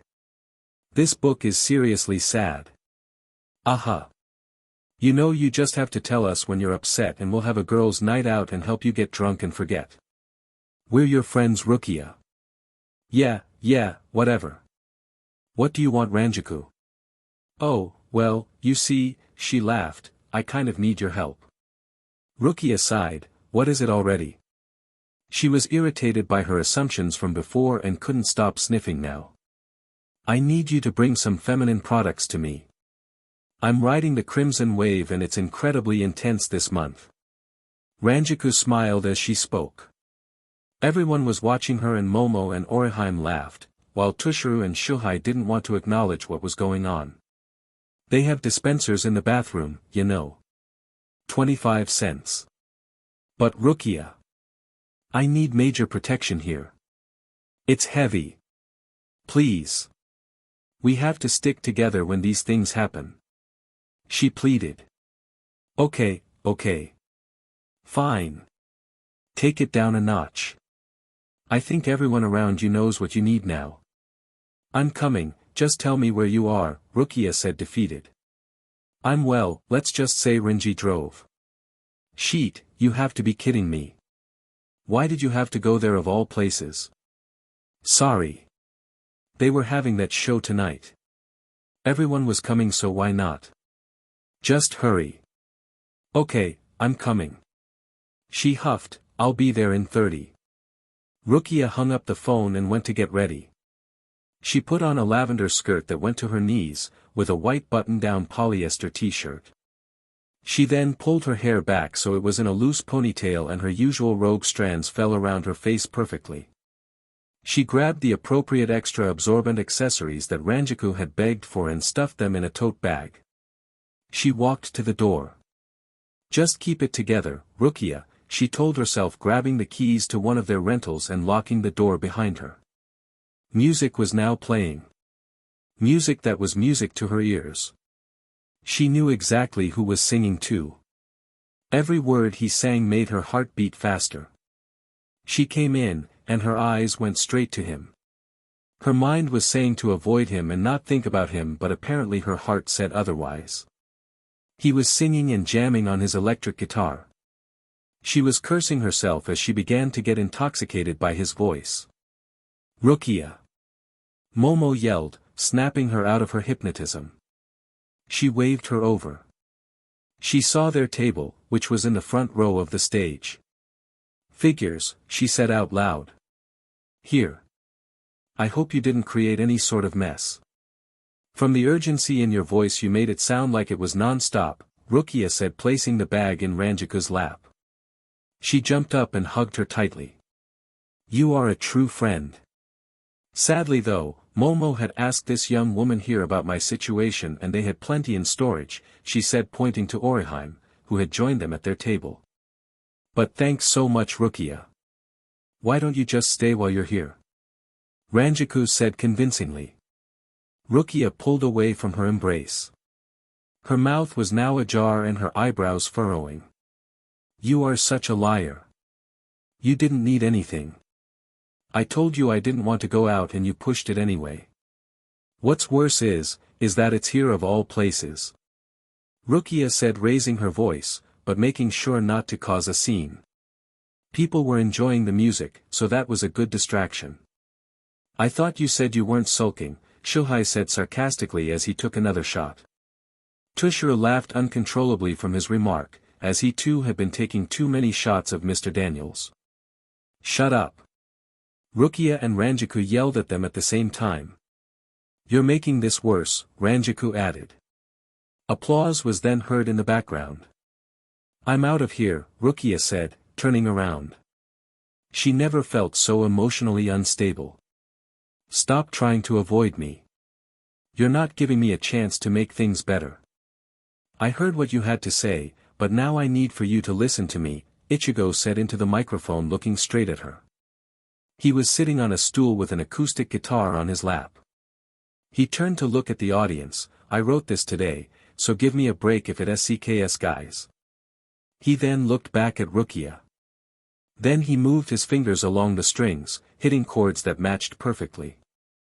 My tears run down like razor blades. And no, I'm not the one to blame. It's you. Or is it me? And all the words we never say come out, and now we're all ashamed. And there's no sense in playing games. When you've done all you can do. But now it's over. It's over. Why is it over? We had the chance to make it. Now it's over. It's over. It can't be over. I wish that I could take it back. But it's over. He strummed, getting more and more into the music. Hoping his point was getting across perfectly.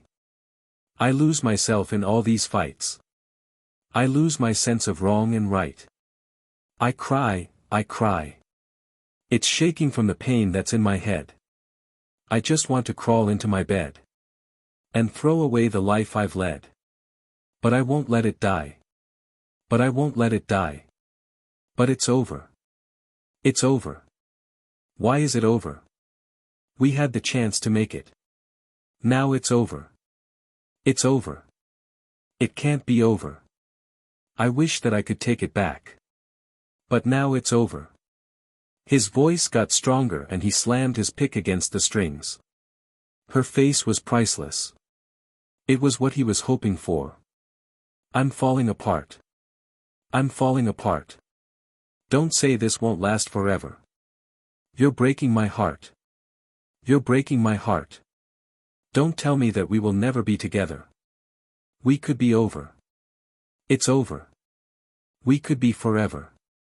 He let all his emotion out for the final part of the song. The crowd was captivated. It's not over. It's not over. It's never over. Unless you let it take you. It's not over. It's not over. It's not over. It's not over. Unless you let it break you. It's not over. Rukia stood there not moving, as Ichigo continued to sit there staring back at her. Orihime leaned over to Ranjaku as the applause took place. I think the plan worked. Hold on. We don't know what she'll do. She's unpredictable, Ranjaku replied. Rukia broke eye contact first and looked to the ground and then back up. She smiled softly. He smiled in return. They both felt like this fight would have only taken place between people who were in a relationship, but they had only met a few days ago. Somehow they felt like they had a connection that allowed this sort of misunderstanding to continue to take place. Rukia could have easily dropped him like a rock, or Ichigo could have easily let her go. A break was taken as he asked her to just stay for the rest of the show. They would say what was needed later. You're lucky that song can hold me over until you're done, she said, earning a smirk from him. Rukia had stayed for the rest of the show with Renji, as Tatsuki played the drums. Alright, Renji is taking Tatsuki home. And Ranjaku and Momo took Shuhei and Tushiro home earlier because he was way too wasted. Mind if I take you home? Ichigo continued, smiling hopefully. Do I have a choice? Rukia asked jokingly. Yeah, you could go with Renji and Tatsuki, but I think Renji plans on staying until the morning. I swear I saw a sleeping bag and some footy pajamas in the trunk of his car just now, he replied, challenging her to her joke. Wow, you just made me picture Renji in footy pajamas. That's a funny image. Touché, Ichigo Kurosaki. Touché. Hello, Mr. Kurosaki, a nicely dressed man approached him. He turned and smiled, yes, sir. How can I help you? The man smiled. Joel Goldschmidt from the Plus Agency, he said, reaching his hand out to be shaken. Ichigo was stunned and took his hand slowly. The man continued, I saw your show tonight that your band put on. I have to say, I'm very interested. I'd like to give you my card. Don't be a stranger. The man handed Ichigo the card and left. Ichigo was so ecstatic. Holy shit. I gotta tell the guys. He flipped open his cell phone and held it to his ear. He took it down once and raised it again. DMN. I love how no one answers. I'm not trying Tatsuki because who knows what she'll be doing right now when I call. I'll just tell them tomorrow, I guess. Congratulations, Rukia said, and in response Ichigo swiftly picked her up and swirled her around. Her eyes went wide by his sudden action, but smiled in his excitement to do it. He laughed, placing her back on the ground. Okay, let's get you home, shall we? He said, holding his arm out for her to take. Ichigo, tell me what exactly happened, Rukia asked before getting in the car.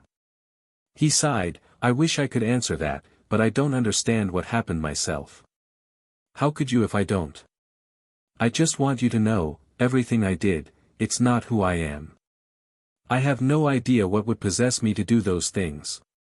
Can I get back to you on an explanation? He asked hopefully. She nodded with a polite smile, I'll let you off the hook for now, just because you looked sincere when you said that. She then reached up and felt the mark on his cheek. How'd that happen? He chuckled, Ishida's way of thanking me for my behavior to Orihime. But he gets that I didn't really want to do that, so we're cool now. She frowned at this, but he just went and opened her car door for her and closed it after she had seated. The car ride was nice. They talked like nothing ever happened. You live down this road? No way, Ichigo responded to her direction. Yeah, it's that one right there with the bright blue door. Why? She asked curiously. He laughed. Because that's mine across the street. She laughed. Wow. Small world. Just then, two people came out of her apartment. Rukia. Such a fine man you fished out. Good going, Yoruchi said, nudging Rukia with her elbow when she passed her. Nice to meet you. I'm Yoruchi. Ichigo. Nice to meet you too, he said. The woman continued her walk to the car and got in. Urahara came out now. Ah. Ichigo. I'm Urahara. He lifted his cane straight at him. It was only an inch away from his face and Ichigo had to lean back so it wouldn't knock him out. And you make sure to behave yourself with Rukia there. She's got many male friends and not to mention an emotionless brother. So don't think you'll get any mercy if you do anything to harm her, Urahara managed to say, all with a smile as if it wasn't a threat at all. Ichigo just gulped slightly, yeah. No worries.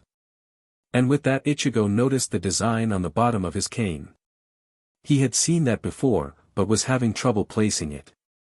Urahara. Get out of here already. Rukia yelled, pulling the cane down from Ichigo's face. Alright. Just be safe if you plan on doing anything KNKY tonight, he said with a wink. Rukia's eyes widened and she bent down to grab a rock to throw, but in a matter of milliseconds, the car pulled out and was turning the corner. Lucky BSTRD. She muttered between her gritted teeth. She turned and saw Ichigo in a daze. He was looking straight, where the car had gone with no readable emotion on his face. Ichigo. You okay? He was only joking, you know. Wow, didn't take you for such a prude. He was snapped out of his thinking by her remark. Prude? Who said I was bothered by his statement? You were the one who was ready to make the man have a concussion. She turned her head slightly in surprise and raised an eyebrow. She then raised her hands up to show no offense. Okay, don't have to get so defensive about it. If you have a problem with those kinds of things, then that's your own business. Maybe that whole incident yesterday was you letting out some of that energy, because you can't let it out by yourself. You either are still putting on this whole persona still, or you're a schizo. Oh, or maybe you were on drags or something. 'Cause that would explain a lot, she rambled. He threw his hands up to stop her non-stop assumptions. Incorrect assumptions, to be precise. WOA. Okay, 1, I'm not crazy. I may freak out once in a while, but that's usually due to Ichigo or my father. 2, you promised to not ask what exactly happened yesterday because like I said, I can't exactly explain and have you understand. Rukia was about to speak up, but he held his hand up to stop her. Buddha. Not done, sweetheart, he said smiling. 3, I don't do drags. Waste of money and there's a much better way to get a high, he said in a suggestive tone, walking closer. She was slowly being mesmerized by the way he was striding closer to her, so she had no time to prevent him from his destination. He was now close enough for them to feel each other breathing. He continued in a softer and more soothing voice, and 4, I'm not prude. If I decide I'm gonna make a move, I'll make it. You can count on that, he was smirking wildly with mischief.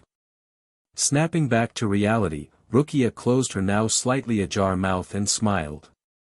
Then, I guess I'm lucky you're not trying to make a move on me, otherwise Urahara's cane would be knocking you unconscious right now, which would then just be the start of the torture you'd receive from Rinji, Shuhei, Tushuru, Momo, Ranjaku, and not to mention the fatal blow by my brother, she said swooping out of his close proximity and turning her head with a glare of stuckton and amusement. He smiled at her. Tease. I know. Too much fun to stop though, she said leaning her back against the mailbox. He then thought of the cane she just had mentioned. That design, he had seen it before. But where? Rukia, Urahara had a design on the bottom of his cane. A skull with blue flames. Does that mean something? Some kind of company or something, he asked curiously. Surprised by the change of subject, and also surprised by the subject, she leaned up on the mailbox. Why? I swear I've seen it before. I just can't quite put it to where it was. DMN, he said scratching his head. She was surprised. Maybe you're just confusing it with something else, she attempted on trying to dismiss it. No, I don't think so. He paused then spoke alarming Rukia with his raise of voice. I remember. I have this glove with the same exact design on it. Man, that would have killed me all night. Thank God I remembered, he said wiping his brow. She started to walk towards him, she was shocked. Why you have a glove with that design on it? She was stuttering. Yeah. I never saw it anywhere else before tonight. Weird, he said not really thinking much of it. She grabbed his arm. Ichigo, I have to see this glove. This was urgent. How the hell did he get a hold of something that was created and used by Shinigami? He raised an eyebrow. Okay. It's in my apartment. Do you have a collection or something? Yeah. Sure. Big collector. Now let's go, she said pulling him even though she wasn't exactly sure which house. Okay. We're going. Rukia was surprised by the nicely decorated and character of the apartment. It was indeed cozy. She followed him upstairs, leading to his bedroom. She would have been slightly embarrassed to have been with him in his house alone, not to mention in his bedroom, but she was focused on seeing this glove. Yeah, this glove actually means a lot to me. I don't even know who it is that gave it to me, but my dad said someone who really cared about me left it for me. Something about it just gives me a feeling inside that I can't explain, Ichigo began to describe as he led her deeper into his room. He approached the dresser drawer that he kept it in, and opened it. He smiled holding it in his hand and then held it out for Rukia to take. She grabbed the red glove slowly due to her surprise that it indeed was the sort of glove a Shinigami would have. In fact, she remembered having one just like it, but she misplaced it some time ago. It kinda symbolizes my love for music. This started it all, Ichigo said standing next to Rukia as she continued to stare at the said glove. She looked up quickly and looked back down at the object. How did this get you into music? She asked curiously. Well, he rubbed the back of his neck. When I found it, it came with a note. The note was pretty deep and I don't really know why, but it made me want to make it into a song. Some weird epiphany, I guess. So I picked up my guitar that I hadn't played in years and started strumming. She then looked up into his eyes. What did the letter say exactly? She presumed if she knew what it said, she might be able to figure out where this glove came from. He's a human, there is no way he should even have such an object. He chuckled. Yeah, he said, shaking his index finger at her. I've never showed that letter to anyone and I haven't played that song for anyone. When I want to share it, I'll let you know. But for now, it's my secret, and I plan on keeping it that way. She raised an eyebrow. I thought girls only kept things like that a secret. You're so emotional, she said, trying to get him to crack. Hey, insults won't help you see the letter, shorty, he said, taking the glove out of her hands gently and putting it away. You did not just make fun of my height. What are you in second grade? She asked, infuriated. You made fun of my emotional well-being, so it's only fair for me to do the same to you. Only this was physical. She pouted, crossing her arms over her chest. He smirked. Hey, don't take it that personally, it's the only thing I could think of to get you set off. He laughed slightly, shutting the dresser drawer. She growled and blew out some air. Fine, I'll let it go. Only because somewhere in that last sentence I think was a compliment. But, why won't you show it to anyone? She said, getting back on track. He tilted his head to the side as he looked at her. Well, to support your earlier comment of me being emotional, it kinda represents my heart. Once I tell someone about this song or letter, they have me. All of me. It's something I'm holding on to for the right person, he said as he walked closer to her slowly. He lifted his hand to hold her chin, making her face him directly. Understand, he said in a soft and gentle voice. She just nodded as she felt his rough fingertips under her chin, yet felt the softness of his grip. His amber eyes were burning into her violet. All she wanted at that moment was for him to stay as close as he was. To stay and feel his lips against hers, even though she knew she shouldn't. Even though she knew she couldn't.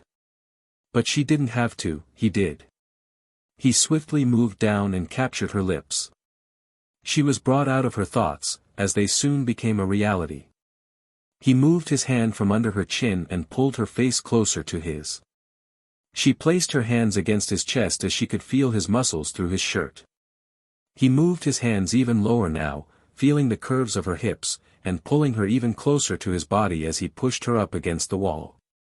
She ran her fingers through his hair as he began to trail down her neck. He began to unbutton her shirt without looking as he continued to work on her neck. In what seemed like milliseconds her shirt was unbuttoned and he pulled his shirt off as well. Her shirt was still on, just unbuttoned as Ichigo ran his hands all over her bare stomach, while she was now feeling the bare muscles she had imagined through the thin shirt.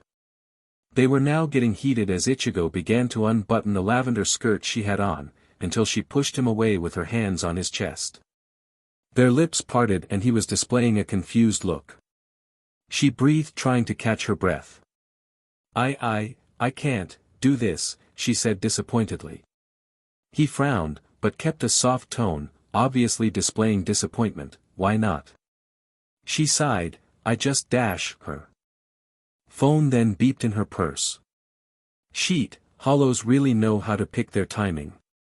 I'm sorry, I have to go, she said, grabbing her purse and running out of the room. Rukia ran her hand through her strands of hair that fell back into place around her face, trying to push away stress as she ran down the stairs. She then realized her shirt was still unbuttoned and began to button it again in a hurry. God, I've wanted to get this close to him, but I never once thought that I never could. It's not allowed, not to mention my brother would kill him because he's a DMN human. I just didn't want to stop, she thought, closing the door behind her and running across the street to drop her jigai off.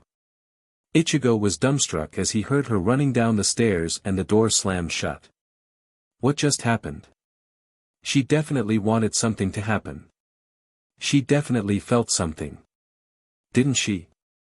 DMN, maybe I shouldn't have made that move. It was too soon, he thought, slamming his hand against his forehead as he slid it down his face. Sheet, he said out loud as he fell backwards on his bed, still tasting her lips on his. Then, darkness came. Not sleep, but the shade that now consumed his eyes. Chapter 7, My Wish.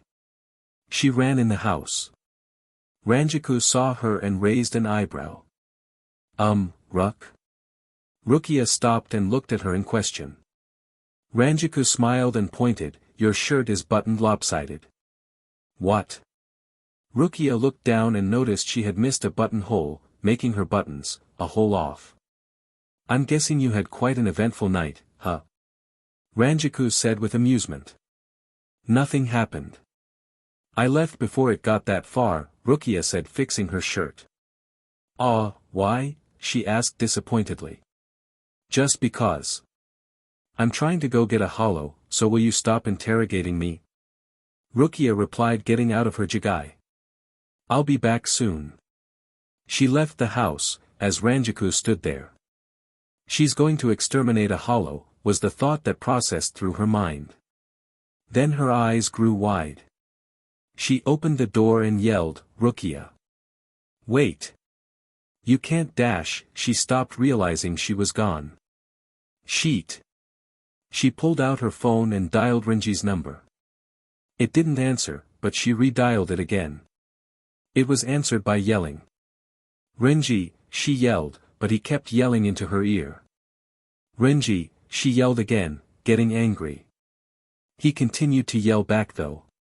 Finally she lost it. I don't give a DMN what you're doing right now. If you're having SEC, I don't give AF dash. You can do it later. Rukia's going after a hollow. She can't see him. Get your butt over there. Now. She was running along rooftops. The whole night was flashing through her mind. She still had no idea how Ichigo could have possibly gotten that glove, but that wasn't the main thing she was thinking about. It was that one kiss. That one kiss that led to yet another kiss, and another. She wanted him so badly, but she truly realized that this could never work. Sure, she could be with him for another week, maybe even month, but that was it. She didn't belong in this world. How could she get so attached when all it will do is cause her heartache when she has to leave?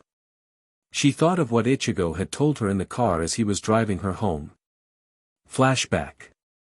You know, you really are good at playing music. I would have never thought you had any talent, Rukia said, staring out the window.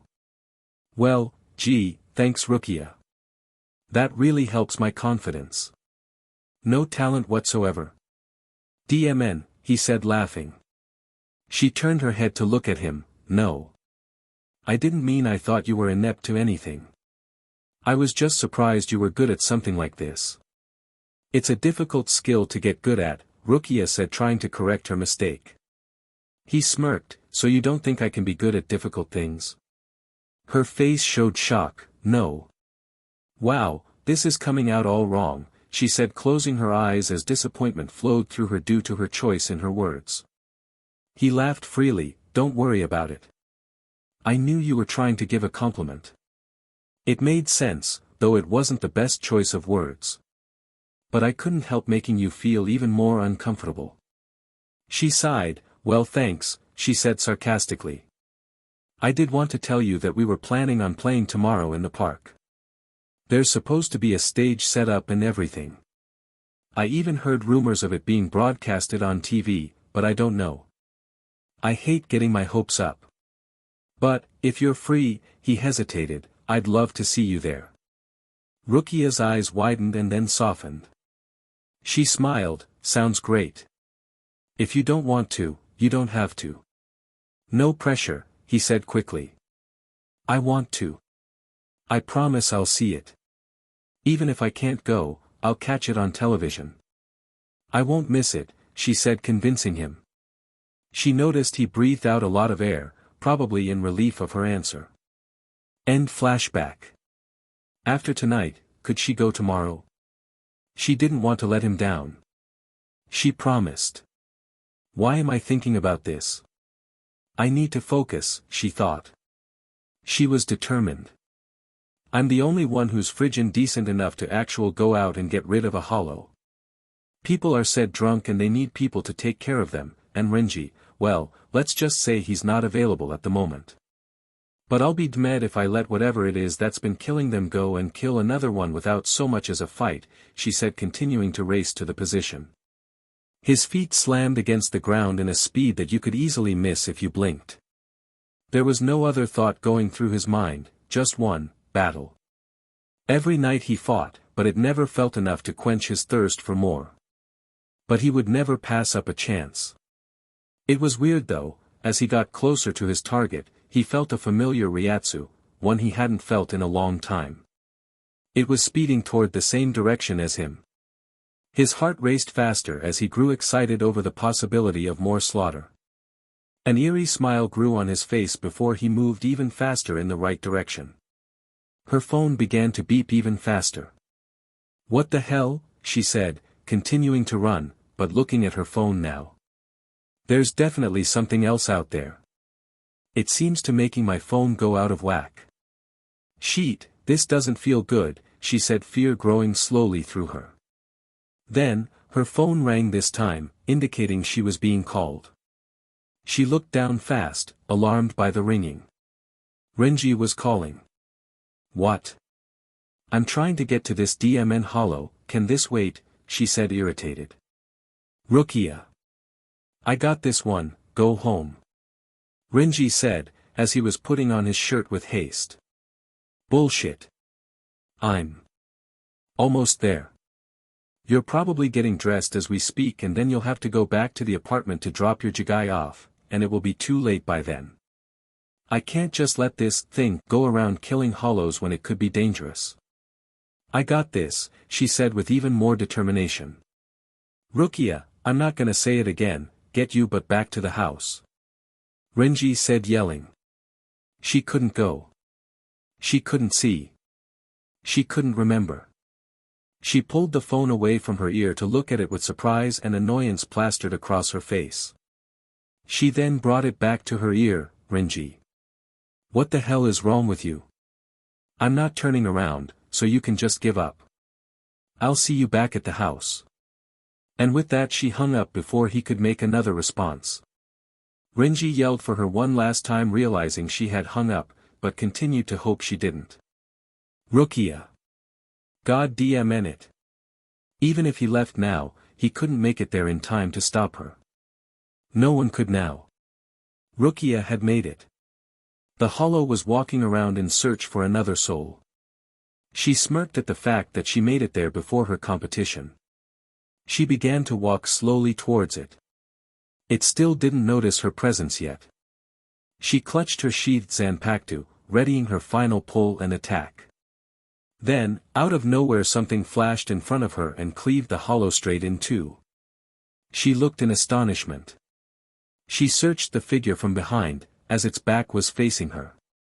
It slowly turned around, allowing her a perfect view of the hollow mask covering its face. Something about the shape of the figure, it gave her a feeling of familiarity. In a second, the hollow flew itself at Rukia, as she was unprepared for an attack. It flew into her, knocking her back and pinned up against a building. She pushed and tried any sort of movement that could grant her access of escape, but it failed. She looked up into the mask now, able to see black and yellow eyes staring back at her through the mask. Then, as she saw its eyes flash with excitement, she threw her hands up against its abdomen. She pronounced a well-practiced ritual of Kido, number 99, seal. And with that, the hollow grew stiff, allowing her to shove it off her and kneeing it in the stomach. It fell forward from her knee attack. Its face slammed against the asphalt, as a loud crack was heard. She pulled out her Zanpakuto with great speed and was ready to move it towards her opponent. It was lying with the moon's glow now on it. She saw something that stopped her in her tracks. He was lying on his stomach, and she saw the back of his head. "Orange," she said softly with fear growing. She leaned down slow with one hand outstretched. She grabbed a shoulder and flipped the body over. As the body landed on its back, the mask stayed on the ground, now cracked in a few pieces. She gasped. She was staring at the face of the man that had begun to capture her heart. She stood up slowly, stepping away from the unconscious body in front of her. She shook her head back and forth. This can't be happening. It just can't.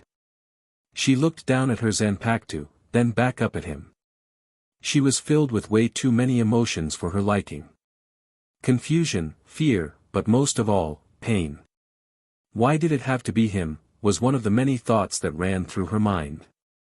She looked back down at her Zanpakuto, and closed her eyes tightly. She gripped her hand on her Sodi no Shirayuki firmly. I can't, she said out loud. She opened her eyes and looked at his body lying peacefully on the ground. A single tear ran down her cheek. I can't. She turned around and ran. Rukia entered the house quietly, trying to avoid anyone, especially Renji. She needed to be alone. She needed to absorb everything that had just happened. She needed to know how to deal with it. She was ready to break and couldn't be seen in such a weakened state. She began to go up the stairs, when a hand wrapped around her wrist. She paused and slammed her eyes shut, holding back the tears, with all her might. She then opened her eyes, which were filled with water now, and turned to look at Renji. Rukia, he said softly as he saw her pained expression. Why, she said quivering, why did it have to be him, she asked pleadingly. He stumbled on what to say, and before he could think of a proper reply, she flew herself at him, wrapping her arms around his neck as she started to cry into his shoulder. He could feel his shirt getting damp in a matter of seconds. All he could do right now was hold her. Answers could wait. After a while, Rukia had calmed down. She was able to talk now. Everyone was in the living room. Renji had just returned. After she told him what happened, he went to go bring Ichigo back to his apartment. He would end up waking up in the street not knowing how he got there, so Renji made it simple for him. Everyone needed to give her reasons, but if she still doesn't remember, even after what she had just witnessed, they didn't need to tell her the whole truth. Urahara spoke, we know that his powers have awoken due to the fact of our appearance in the living world. It is strange how he has only been attacking hollows, but after what you have told us, there is no doubt that he is a threat in this form. This is the reason of him acting weird yesterday in the restaurant. He's not himself in this form. He doesn't remember anything he does, Momo explained. Rukia scowled, why didn't anyone tell me this? It's obvious you have known this longer than tonight. She looked around at everyone expecting an answer. Yes, let's tell you that the guy you're getting comfy cozy with is a hollow, break your heart, and feel miserable about it, Shuhei said sarcastically. She glared, if anyone's gonna be sarcastic Shuhei, it's me. She huffed and buried her face in her hands, I just can't believe this. She looked up, tell me there's a way to stop this, she asked hopefully. Byakuya surprisingly spoke up, we believe his powers will disperse if we retreat from the living world. If us coming here made him like this, then us leaving should reverse it. We can't just leave. We don't even know why hollows have appeared again. If we leave and his powers do go away, what's going to kill the hollows in our absence? Rukia asked full of emotions. Yoruchi stood against a wall with her arms crossed over her chest, we have to risk it. He's more powerful than any of those hollows. We'll have to figure out what to do about the hollows when we get back to Soul Society. Rukia's chest began to tighten. She didn't want to leave. She couldn't just leave Ichigo like this. She felt like she needed to stay and somehow make everything better. But, if it meant that her leaving would make his life normal again, that it would make it safer again, she would do it. She closed her eyes, gripping the arm of the chair she was sitting on tightly. When are we leaving, she said, forcing the words out of her mouth. Tomorrow around sunset, Tushuru said flatly. We have to be out of this house early though, Ranjaku added. Rukia just nodded and stood up. Everyone just watched in silence as she walked up the stairs. Ichigo woke up easier than normal. Although when he started to move, he felt sore around his stomach like someone had punched him. He was way too excited to dwell on it though. Today he was playing in front of hundreds of people. The local park was being turned into a stadium and they were all coming to see his band play. It was still hard to believe. He was ready. He had on his favorite diesel sneakers, a pair of dark blue jeans and a black t-shirt with white lettering, saying, "Still alive." He had his hair in what seemed like a perfect position. He felt great. He heard his doorbell go off and he ran down the stairs to the door. He opened it and saw a letter. He picked it up and he began to read. Ichigo. I'm sorry that I couldn't say goodbye in person. But, I had to leave today. That's the way my business is. We're always moving. I just wish I could have stayed longer. I'm sorry. Even if you were untalented at anything, you had the ability to make me smile. You are unlike any other. I'll always remember you. Rukia. His supposedly sunny day just turned gray. He ran across the street and knocked on the door to her apartment. No one answered. He looked through a window and saw it to be empty. He walked slowly back to his apartment. Why is it that everyone that leaves likes to leave a letter, he thought. But one of the main things that ran through his mind was the complete admittance of one thing: he loved her. Even if he had only known her for a few days, he knew this to be true. He knew he wouldn't see her today at the show, but she promised she would see him. So he would depend on that promise and hope she was watching somehow. He walked back into his house. Rukia stood in the far back of the park. They had put up a huge screen that allowed you to be able to see the band even from way back there. She had begged them to let her see him play. She promised to see him and she couldn't break it. Everyone except Byakuya, Unohana, Yoruchi and Urahara hesitantly allowed her to go, as they accompanied her. They thought it best not to tell the others. As she watched them play, her heart ached more and more. Maybe I shouldn't have come. This is making it worse, she said as a song ended. Do you want to leave? Momo asked her sadly. Rukia nodded hesitantly and turned to walk away. I want to move into a more serious mood now, he paused and then continued. There's someone out there, who I hope is watching right now. Rukia turned around to look at the man who had spoken these words. I told her that when the time was right, and I found that one person who I was willing to give everything I had to, I would show them this letter. He held up a piece of paper for everyone to see. Some time ago, someone who cared a lot for me left. I don't even remember them, but I was told they loved me very much. I found this letter lying down in my closet with this glove. He held up the red glove and then pulled it on his right hand. All the Shinigamis looked at each other, worrying about what was going to happen. They knew exactly who that letter and glove was from, and the said girl was watching Ichigo's every move now. This letter was filled with so much emotion that it was the very thing that got me into songwriting and music. This letter was the first song I composed. All I did was take a section and make it into a chorus, he said matter-of-factly. I've had this letter for some time now, and I believe it represents my heart. So, right now, I want to give this letter to you. He paused and smiled straight at the camera that projected his image, Rukia. Her chest tightened and she could barely swallow. Part of her wanted to run to escape the pain of going through this, knowing it could never be. But the part of her that couldn't remember, kept her there.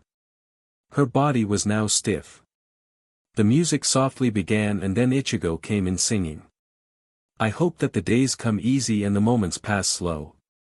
And each road leads you where you want to go. And if you're faced with a choice, and you have to choose, I hope you choose the one that means the most to you. And if one door opens to another door closed, I hope you keep on walking till you find the window. If it's cold outside, show the world the warmth of your smile. But more than anything, his voice became stronger as the chorus came. The passion he was putting in made everyone weak in the knees. My wish, for you, is that this life becomes all that you want it to. Your dreams stay big, and your worries stay small. You never need to carry more than you can hold. And while you're out there getting where you're getting to, I hope you know somebody loves you, and wants the same things too. Yeah, this is my wish. Rukia's shoulders dropped. Her eyes grew wide. The words were flashing through her mind. Then an image flashed with them. The image of her hand writing them down. And as it seeped more into her mind, other images flashed. Images that she never knew existed, until now. I hope you never look back, but you never forget. All the ones who love you, in the place you left. I hope you always forgive, and you never regret. And you help somebody every chance you get. Oh, you find God's grace, in every mistake. And you always give more than you take. But more than anything, yeah, and more than anything. Tears were flowing down freely from her eyes now, yet she didn't make a sound. She just continued to stare at the singer as her mind was flooded from lost memories. My wish, for you, is that this life becomes all that you want it to. Your dreams stay big, and your worries stay small. You never need to carry more than you can hold. And while you're out there getting where you're getting to, I hope you know somebody loves you, and wants the same things too. Yeah, this is my wish. Ichigo was singing his heart out. He didn't even know if she was watching, he just put all his faith into the promise she made him.